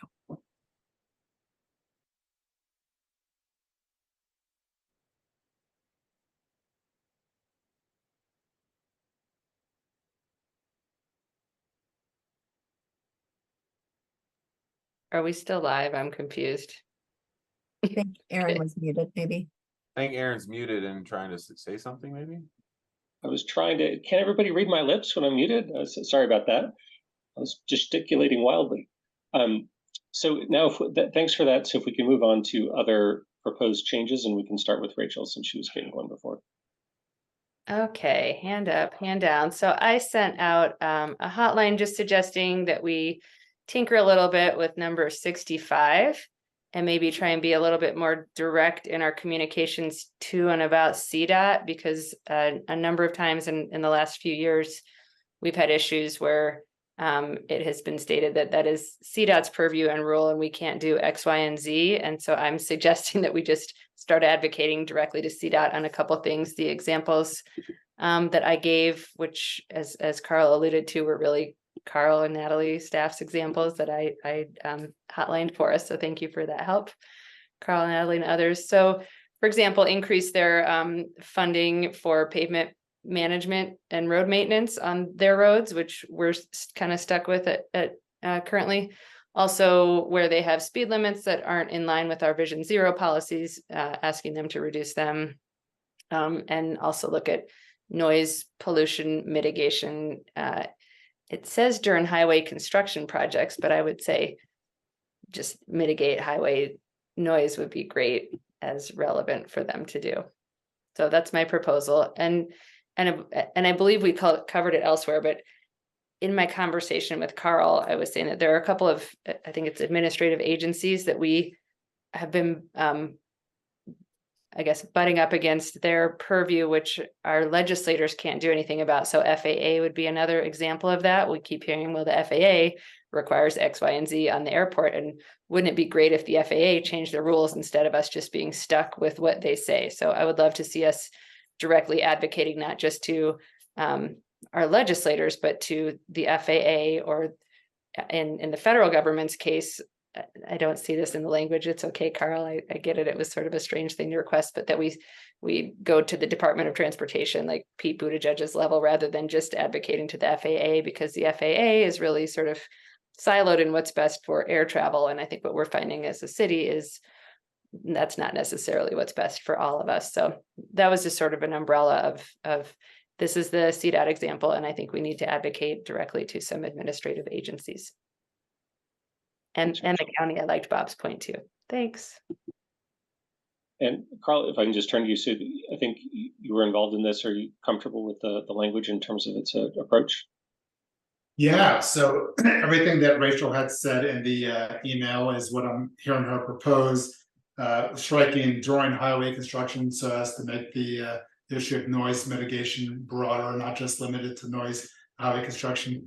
The issue about the FAA as an agency, as well as US DOT being targets of advocacy, definitely well understood. I don't usually put the target of advocacy in the policy statement, and that's why I didn't do it here. But I have run it by John Kinney, and we're going to talk more about that. Great. Okay. Any questions or comments on this before we go to a straw poll? Lauren? Oh, mine was just about that last C. And now that you've clarified that, I appreciate that. Striking the during construction part makes more sense. Great. And I just wanted to say thanks again to Carl, Natalie, and anyone else who helped. Thanks. Yeah, I think it looks great. All in favor of this proposed revision? It's a majority anyway. So maybe unanimous. Okay. Very good. Thanks for that, Rachel. Matt. Now, if you don't mind, I'd love to speak to the suggested revisions that I put out on Hotline for item 25. And just for a little context, as I stated in Hotline, those changes that are stated in red there are placeholders. These were things that through conversation that I've had with a number of abortion advocates and providers, certainly locally and around the state. There's maybe back up. After the governor signed those really three major bills, really expanding and protecting reproductive access and rights just this last year, there was a sense of like, okay, well, now what? What next? Are there any gaps in that?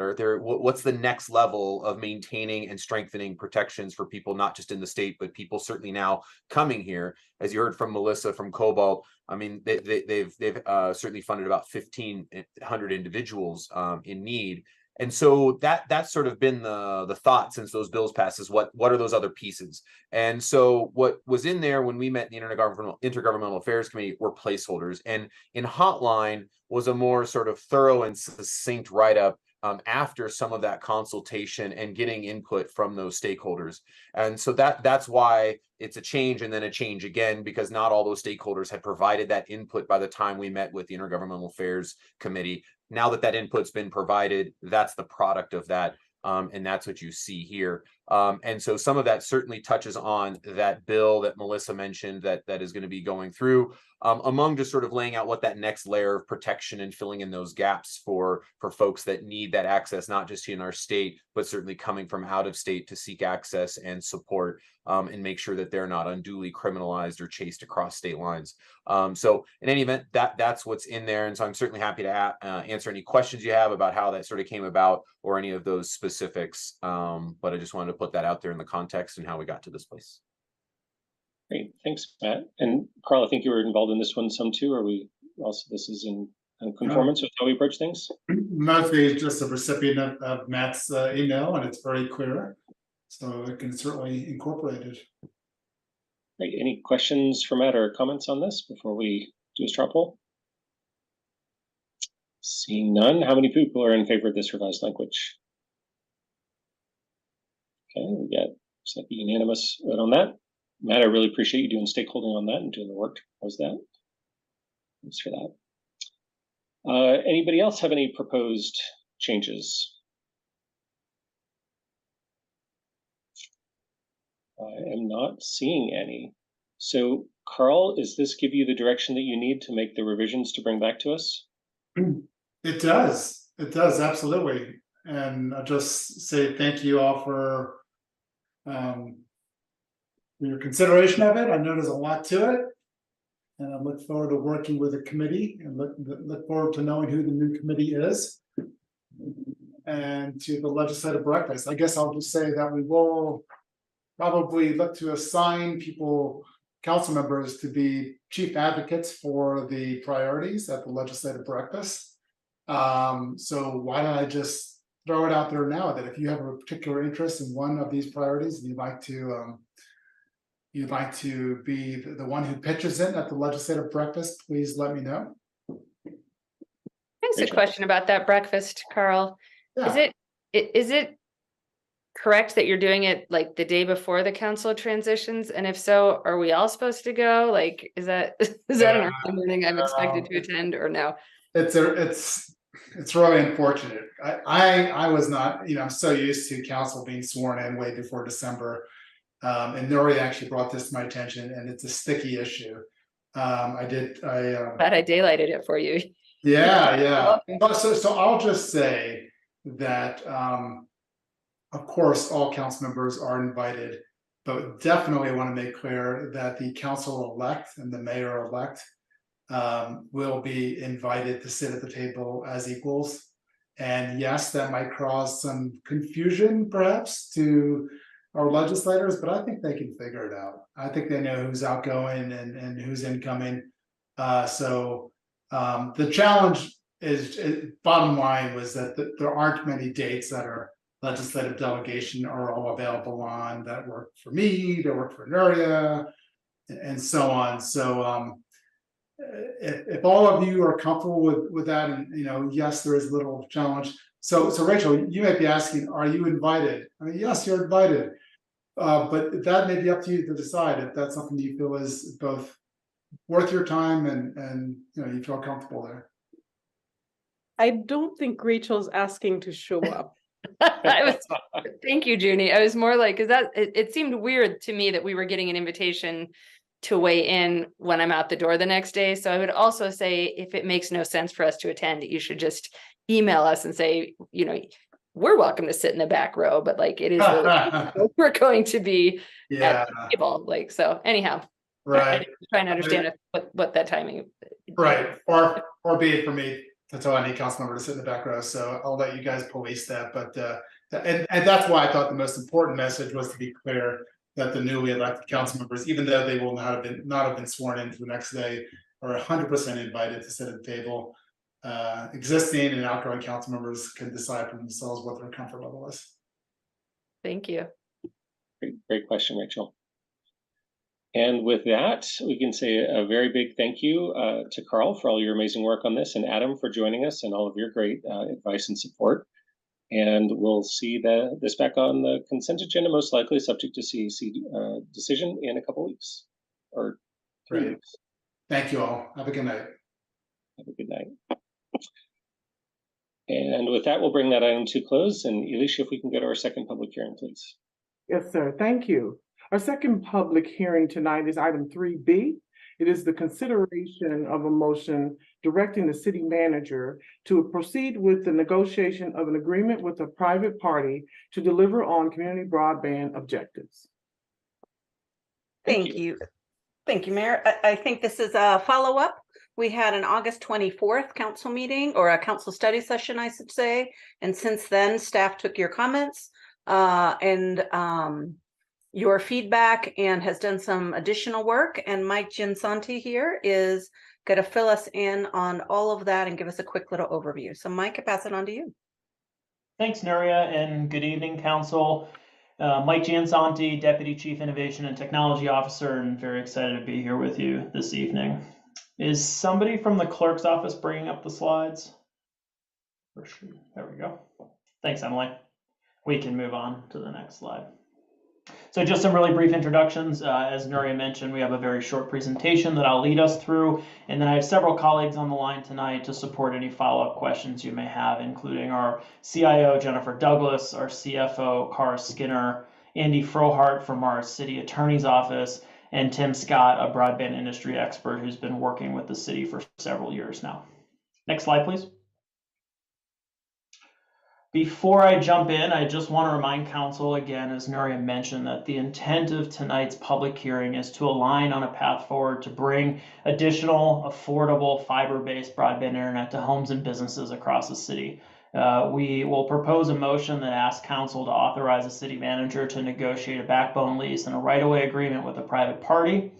And this action is requested, again, not as the be-all, end-all decision around broadband in Boulder, but as an action to move us forward in 2024 to attract private capital that we know is interested in coming to Boulder as an investment in much-needed internet infrastructure here in our city.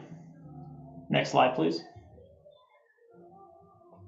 There's somebody sitting outside my office window here playing quite loud music, so hopefully that's not coming through online here.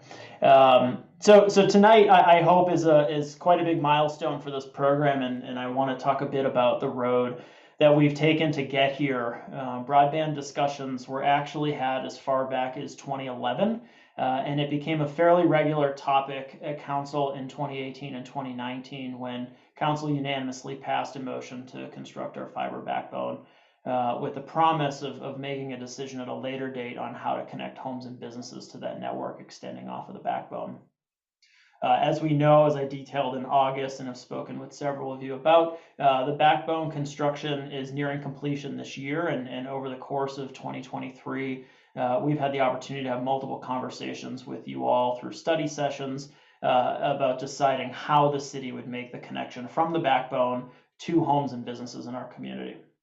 Our January study session, we used to outline some of the high-level options for doing this, and you all requested that we go investigate all of the potential options in front of us, or at least the major options that we had presented to you all. Over the spring and summer, we conducted some extensive financial analysis on a city-owned and operated network. We executed a public request for information to identify that there actually is very strong market interest in bringing private capital and internet service operations from another internet service provider into Boulder.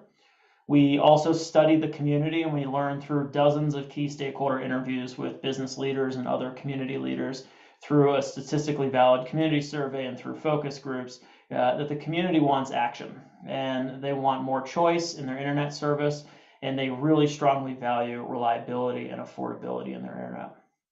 In August, we came back and we presented all of this data to you.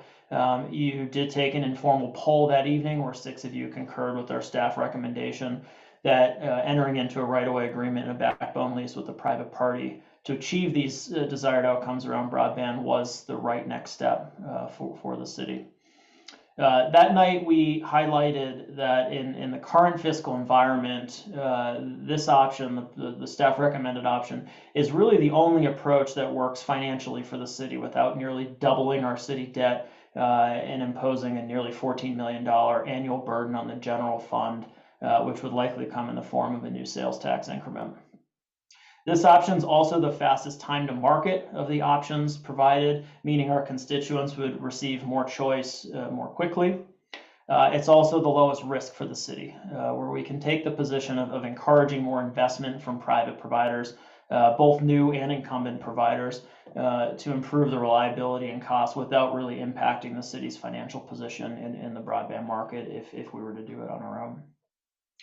Tonight is the third time that this is a topic at City Council this year, and it's an opportunity for us to follow up on a few of your outstanding questions from August and to hear from our community on what other thoughts they have before voting to formally authorize us to proceed in your desired direction. Next slide, please. So with all that in mind, I'd like to again reground us in the community broadband program's intended outcome and objectives. Again, I think I've highlighted this slide at each of our now 3 meetings this year, but these were first developed in 2017. They were reaffirmed at our study session earlier this year. The ultimate outcome of this work is to achieve affordable, high-speed, fiber-based broadband internet access for the entire community. And how we achieve that goal can take many forms, as we've discussed at length. And making that decision on how we do it, it requires consideration of cost, risk, and level of control for the city. It also has a huge impact on how we achieve these 6 objectives that are outlined here: citywide access, creating a more competitive marketplace, having services that are equitable and inclusive for all, having infrastructure and a business model around that infrastructure that is future-oriented, having internet delivery for the entire community that remains net neutral, and one that places the highest regard on our consumer privacy. Next slide, please. So really quickly here, I'd like to go through the 3 potential path forwards one more time. And I know we did this in August, but I think it's important to just quickly highlight what those 3 potential options are again tonight before we move into Q&A. The first here is the notion of creating a municipal internet utility like our neighbors in Longmont, Loveland, and Fort Collins. As we know, all 3 of these cities have reaped the benefits of control in the broadband market, both during construction and now operationally. All 3 of these cities, as is the same with our projections, plan to ultimately be cash flow positive, which is great. The main difference between these 3 cities and Boulder, however, is the cost to build. Of the 3 of these, the most recent is Fort Collins, and it costs Fort Collins about $1,900 per premise to build. Our estimates from our financial analysis that was built by our consultants over the summer is $3,700 per premise, which is a stark difference from what these other cities encountered. And there are 2 major reasons for this difference. Number one is that these cities already own their electric utilities, which provided over 50% of the needed conduit to run fiber. And number 2 is they all executed the construction in the 2010s and a little bit now in the 2020s, which occurred largely before the massive inflation that we've seen since the pandemic, and certainly before the major federal investments in broadband that have caused a crunch in the labor and material resources in this space. So all that to say, we have a number of challenges to consider with this option. Number 1, and probably the most important with this, is the massive financial risk. We will need to figure out a way to pay a $14 million annual subsidy. It's an average subsidy over the 25-year term of the debt that it would require to build this infrastructure. This is because as we look at our financial analysis, right, our revenues that we generate from the service will be on average this $14 million short of the operating costs and the debt service over that term of the debt. We also, in this model, stare at a very long time to market, as we'll need voter approval to issue the debt. We'd go through a lengthy design process, and it would take a long time to secure major contracts with construction and project management firms. All of these things push the service delivery date many, many years into the future. And lastly, as I alluded to on that last slide, while by entering the market as a third provider, we will be moving our competitive marketplace objective forward, we have to balance that with our need to stay financially solvent if we took this approach, right? In other words, it's conflicting to want to drive lower market prices through competition while we, as that competitor, also maintain the revenues that we need to not require an even higher subsidy from the general fund. Next slide, please. The middle option here, if you will, is creating a formal public-private partnership. This would require the city to bring some level of capital to the table. And by bringing capital to the table, we realize some proportional increases in the potential benefits around control. The value of control and, of course, the financial returns post-debt service are really limited by the stake that we have in the endeavor with a partner. and the full benefits of controlling price to consumer, on the priority of the sequence of the construction, the things that we've placed a lot of value on during these conversations. That really only comes when we have majority ownership, which of course create many of the same financial risks that I just spoke about related to the municipal internet utility. Similar to the municipal internet utility, this would have likely a fairly long time to market, probably shorter, because a partner would bring some of those economies of scale that we would need to get going a little quicker, but we would still need to go to the voters for the bonding authority and potential tax increase for this. Next slide.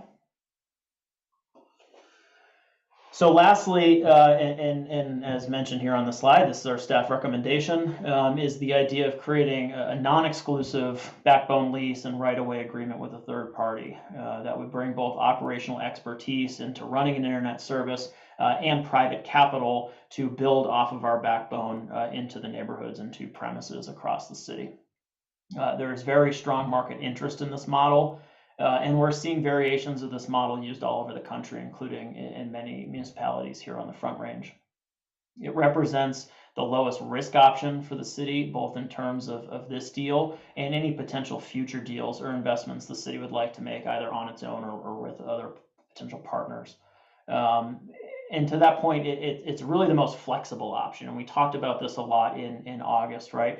If a future city council would like to take action, we have that freedom to do that, to enter the market as a competitor with the municipal internet utility, or to supplement some of the work that this or our incumbent internet service providers would have in the marketplace. So this market scores very, very well on most attributes, as you can see here. The one that it does not is control. And for this particular approach, the city's level of control would really be minimized to what we can negotiate or what we can do indirectly with revenues that we would generate from backbone lease payments. So this model really achieves those program objectives, the 6 program objectives that I talked about, not by direct control, but by really harnessing the power of more price competition, consumer choice, and incentives of those third parties to grow their market share and see a return on their investment. So I think we can move on to the next slide. In August, our staff question to you all was, what additional information do you need before taking a formal vote on next steps, which we're here to do tonight, hopefully. And we provided some detailed responses to each of those questions that you had back in August in last week's staff memo, but I'll summarize again very briefly here. The questions largely centered around these 5 topics that you see on the slide: level of community awareness, some additional questions about the financial analysis, questions about success stories of other communities who have followed a similar path to the staff recommendation, what terms might be negotiable in a backbone lease, and what are the opportunity costs of not creating a municipal internet utility. So related to the level of community awareness and input, as I've mentioned, we've conducted extensive research in the community through survey, focus group, interviews. We've spoken to stakeholders in pretty much every part of this broadband equation. And we know that 60% of our community, more than 60% of our community, is interested in either the city providing services on its own or doing so with a partner. So strong sentiment from the community in that regard. We also know that the community has a really strong desire for council to invest city funds in nearly $30 million of currently unfunded needs outside of broadband. Those are items like affordable housing support, EMS implementation, parks maintenance, implementing the reimagining policing plan, and those are really just to name a few. And as I mentioned in describing the 3 models, in this fiscally constrained environment, we plainly don't have the funds to create a municipal internet utility while also achieving these other goals of the organization. Related to the municipal internet utility financial modeling, the question was asked about elongating the build period as a way to possibly ease the debt service burden and make it potentially more financially viable for us. And We had several follow-up conversations with our consultants and tried to work through what this potentially could look like. And unfortunately, it just wouldn't work. A slower build would also mean pushing back revenues, right? So subscribers can only sign up and generate revenue for the program once their homes are actually connected. And so in addition to achieving less variable revenue from the build, there's massive fixed operating costs, that are just startup operating costs that would need to be then spread across a smaller pool of customers. And so that means the service would either be more expensive or we'd have to create an additional burden on the general fund for additional subsidy to make the program work. Related to success stories of other communities, in the memo, we outlined a few, including Palo Alto, California, Centennial, and Colorado Springs, Colorado. All three of them, as well as many others, have taken a similar approach to this of creating city-owned assets and then partnering with the private party to bring actual internet services. And in some cases, like would be the case here in Boulder, they also brought additional capital for the fiber to premise build out. Related to the potential negotiable terms in the approach that staff is recommending here, this will be sort of the largest focus of staff for the next 6 to 10 months. Determining if the city either wants to collect monetary payment for the use of our backbone and then use those revenues to achieve the objectives of this or towards other objectives of the city, or do we want to negotiate non-economic terms like potentially free public Wi-Fi, retail price guarantees, or guarantees on a full citywide build out over some specific time horizon. This will take a large cross-functional staff team, legal perspective, and several months of figuring out what our negotiation perspective is, and then actually working with the selected provider or providers to sort of land on that. And council will have an opportunity, and I'll talk about next steps in a minute here, but council will have an opportunity to weigh in before any sort of lease deal like that is signed.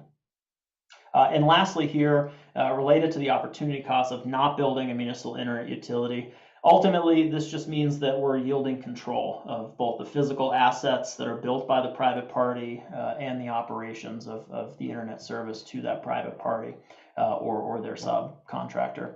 It basically means that if the city does want some higher level of control in the internet market, it will need to make these investments at some later date.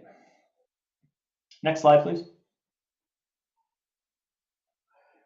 So if council does vote to move in the direction of staff's recommendation tonight, we have a lot of work ahead of us over the coming year that I've outlined here in this very busy slide.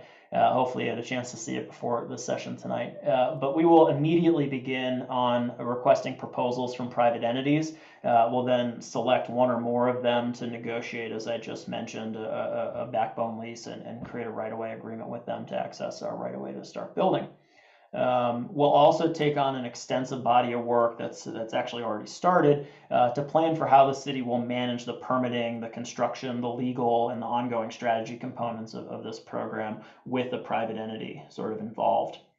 I expect there to be at least 2 council decisions in 2024. Number one, around an update to the right-of-way design and construction standards, which I mentioned back in August. If we do move down this direction, we will need a standard to allow for permits that include shallow trenching, which is a technique to construct broadband conduit, fiber conduit that's being used all over the country, including in climates similar to ours.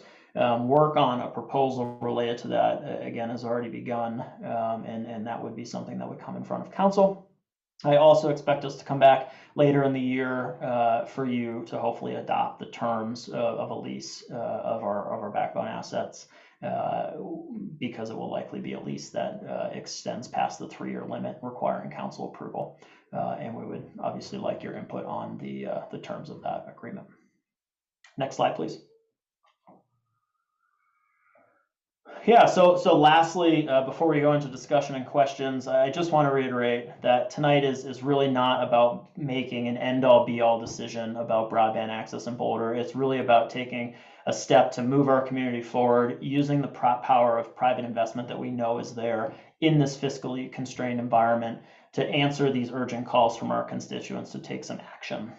Voting for this recommended motion doesn't preclude us from any future options to make investments as a city in any sort of internet infrastructure or even providing internet service as a city organization. But doing so tonight does help us take a big leap towards achieving the objectives of the program that I outlined. So with that, I will pause and happy to take any questions. Great, thanks so much for that, all that information, Mike. Very helpful. So any questions for Mike on this topic?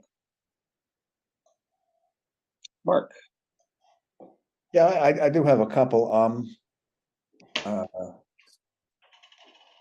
How does option 3, this is page 2 of the memo, preserve the potential of soliciting additional private providers or entering the market as a municipal internet utility? I would think whoever's doing all of this work would want to address that in the lease agreement. Thanks for the question, Mark. Yeah, we would likely, and we see this in most other markets where the municipality is bringing assets to the table, where they're really signing non-exclusive lease agreements, and there's no agreement that precludes the city from doing any additional construction or investment in assets. So it's a pretty common thing, and we would expect the same would fly here. And I assume you're going to go out with an RFP on this. That's right. You have a sense of how many parties might be wanting to respond?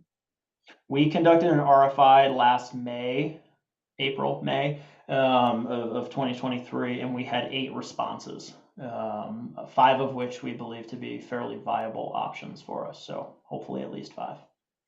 And part of what you said in I think it was the staff memo, but it may have been in the slides, was that a strong negotiating team was necessary as one of the downsides of entering into this transaction. Anything particular you have in mind to create that strong negotiating team?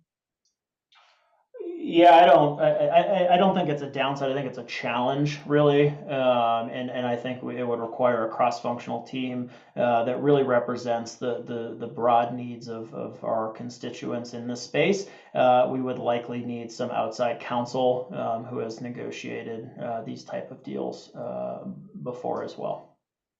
And since I assume every entity would come forward with some kind of term sheet, will we be approving having an ability to weigh in on the selection of the counterpart and the term sheet, or simply the counterpart and the proposed lease agreement? Exactly where will council be asked to weigh in? Our current intention would be to bring you basically a term sheet, a lease agreement for our selected party or parties. It's possible that we would have more than one go through this process with us. Okay, thank you. Thanks, Mark. Thanks, Mark. Bob? Yeah, Mike, thanks for the presentation. I was going to go down the same path that Mark just did, but then you confused me there at the end. I thought I was following you, but then you said in response to his last question, you'll bring us a term sheet and a lease, and those are obviously very different things. The term sheet is kind of a non-binding discussion point where people frame things up and we could see who the party is and what the high level terms are, and we could weigh in. But at least you're pretty far down the road. Are you going to bring to us a term sheet or whoever's on council and then a lease later on, or are you planning to do that all at once and kind of present it to us as more or less a fait accompli? The latter. Thanks for clarifying that, Bob. Okay, I'll have a comment on that when we get comments. Sure. All right, thanks for those questions. I'm going to now open the public hearing. We have one person signed up to speak. So Jonathan Singer, you've got 3 minutes. John, to be able to unmute yourself. Thank you, and good evening, everyone. You know, I was thinking just before this council meeting, I was listening into Council Member Benjamin's database dad jokes, and I started wondering how our broadband providers might feel about them. And given, you know, our providers focus on speed and volume, I have to imagine our providers would giggle. All right, thus ends the I'm going to keep my day job. At the Boulder Chamber, we appreciate and have discussed with city staff, their engagement with businesses of all sizes who are consumers of data. And we truly appreciate the input that we've received, not only from the city, but from our members and large and small providers. We look favorably on the staff suggested motion language. Just to make a couple of highlights, though. We're grateful that staff looked at this value proposition of the public-private partnership and municipalization and other options, because with the city taking on major efforts on increased maintenance needs, other issues at the city like homelessness and our reimagined policing program, I wanted to suggest one thing, that we often think about the cost of doing something or the cost of doing nothing. But what about the value of doing nothing? There's a certain value in making sure that our city priorities remain what they are given the limited resources that our city has. We're already seeing things like the DOCSIS 4.0 protocol launching in other parts of the state today. This provides high-speed gig and above symmetrical services. As well, we see some other great fiber options being provided. With speed, reliability, ubiquity, and affordability, all improving without additional significant government resources in other places, there's real value in letting the private market proceed. Whether the city decides to move forward with fiber or wireless, however they best hit those goals, we'll leave that up to the experts. All of that being said, the staff suggested language does a great job of recognizing we need to move forward and take significant steps in the right direction. So I encourage council to look at the costs, as the staff has already identified overruns in other communities who had unanticipated or underanticipated costs, and move forward with the staff recommendation. Once again, my special thanks to council, the staff, and the stakeholders who all provided input. And thank you for your time and consideration. Thanks for that, Jonathan.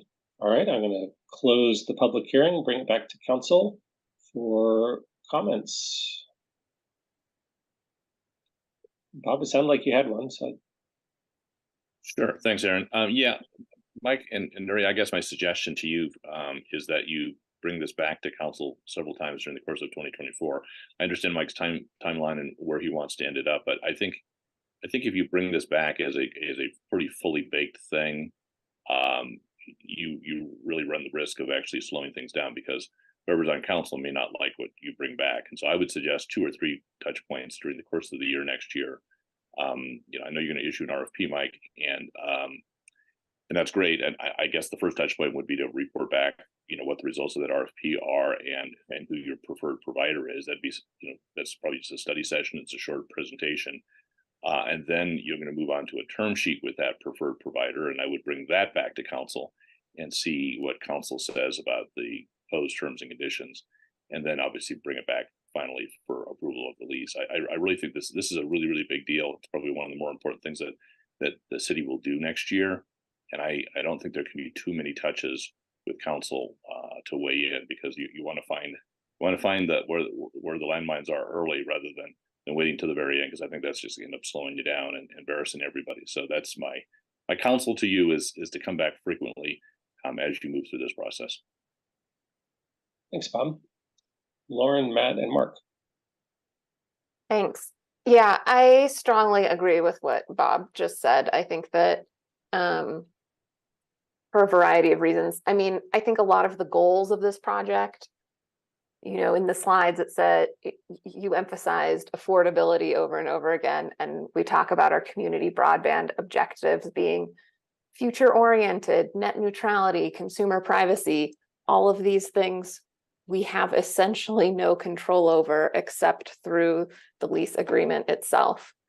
And so I think that, giving council a lot of opportunity to provide feedback and, participate in that process. And I would say also thinking about shorter lease terms, because having the opportunity to have impact, future impact as this is rolled out, I think is also an important piece. And I know that that's not going to be appealing, but I think that that is an important thing when we're talking about an asset like this and wanting to preserve the flexibility of the city for a variety of options in the future.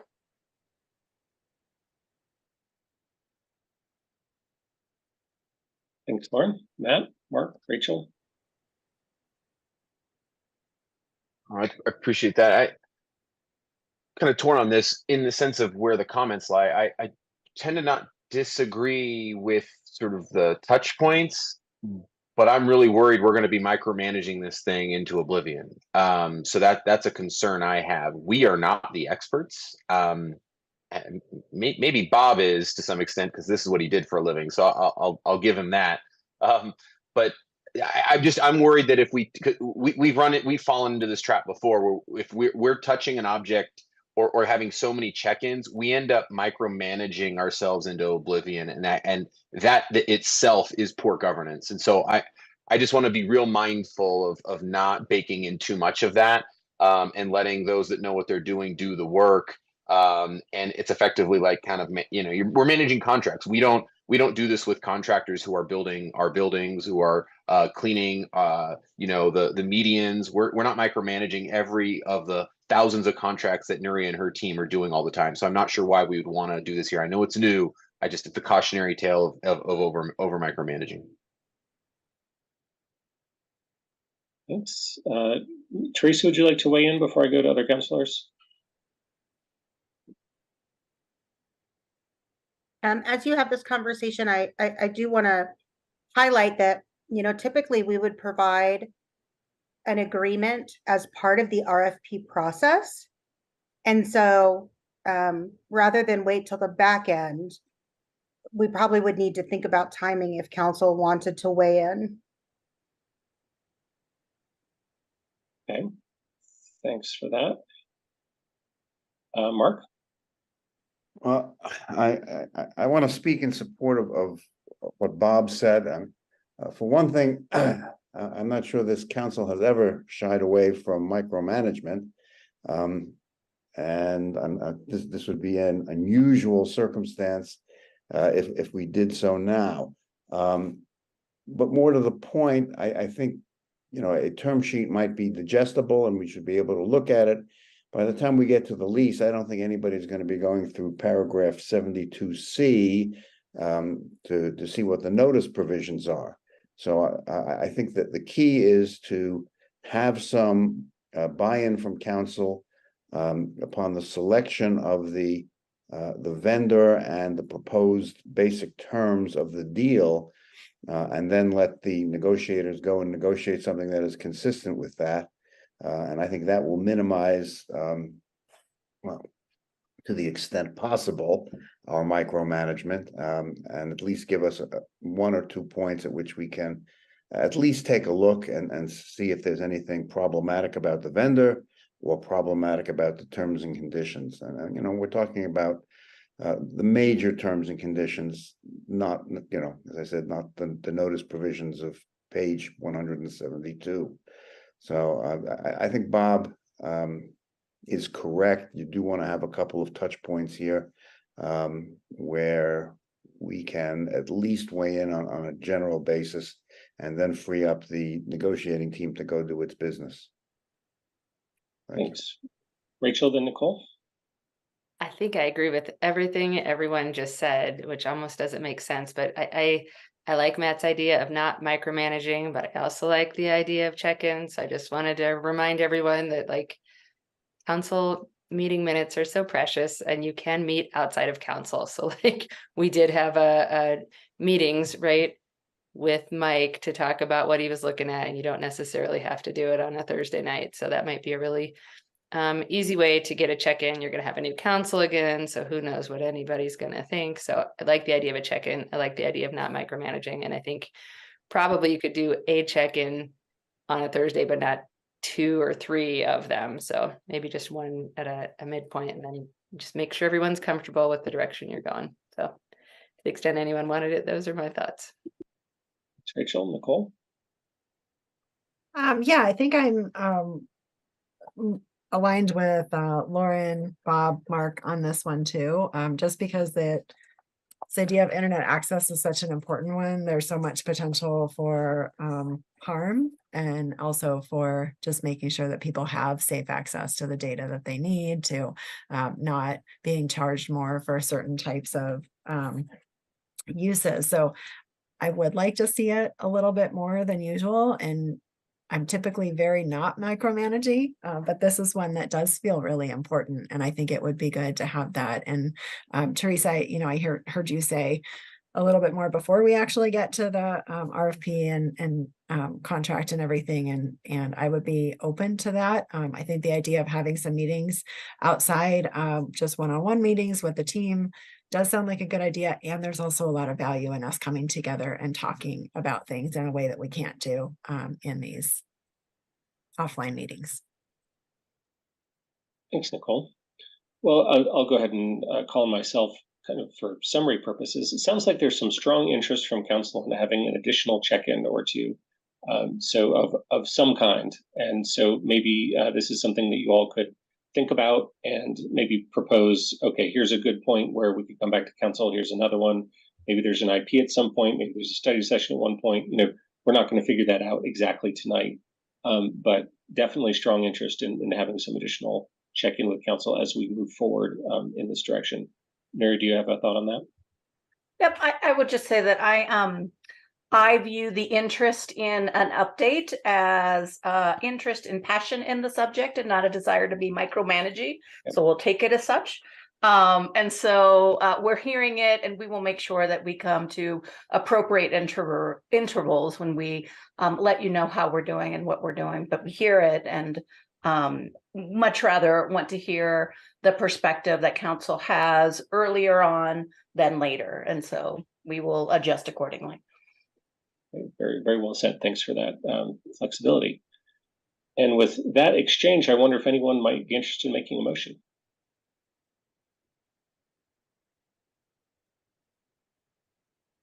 I know there's somebody out there. Mike, do you want to bring that proposed motion language up on the screen, please? I think, Emily, you have the slides, right?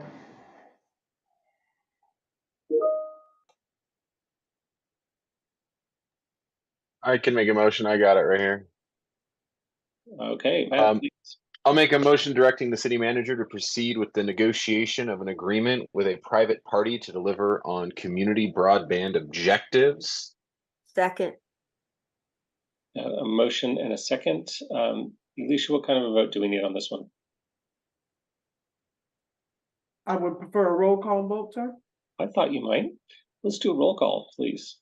All right, thank you. We'll start the roll call vote for item 3B, the approval of the city manager to negotiate the agreement on broadband with Councilmember Yates. Yes. Benjamin? Yes. Mayor Brockett? Yes. Councilmember Folkerts? Yes. Friend? Yep. Joseph? Yes. Spear? Yes. Mayor Pro Tem Wallach? Absolutely. And Councilmember Weiner. Yes. Item 3B is hereby approved unanimously. Fantastic. Well, this is very exciting to see these next steps that are coming up. Mike, thanks so much for everything you and your team have done so far, and for what I'm sure will be the extraordinary work that you do in the coming months to get us to the next steps. Do you need anything else from us on this? Thank you, Mayor. No, nothing else. Appreciate it. Very good. Any final thoughts from anyone? Just that I think this might be a record, Aaron. Thank you. Woo. Well, I've got one final thought, which is I hope you all have a very spooky week, because we've got Halloween coming up. So, Aren't we required to go to 9:30? I mean, are we permitted to end this meeting early? Mark, if you'd like to start reading a newspaper out loud. Someone's about to get censured for that recommendation. All right, you crazy kids. I believe it. With that, I'll gavel us closed at 8:13 p.m. Have a great night, everybody.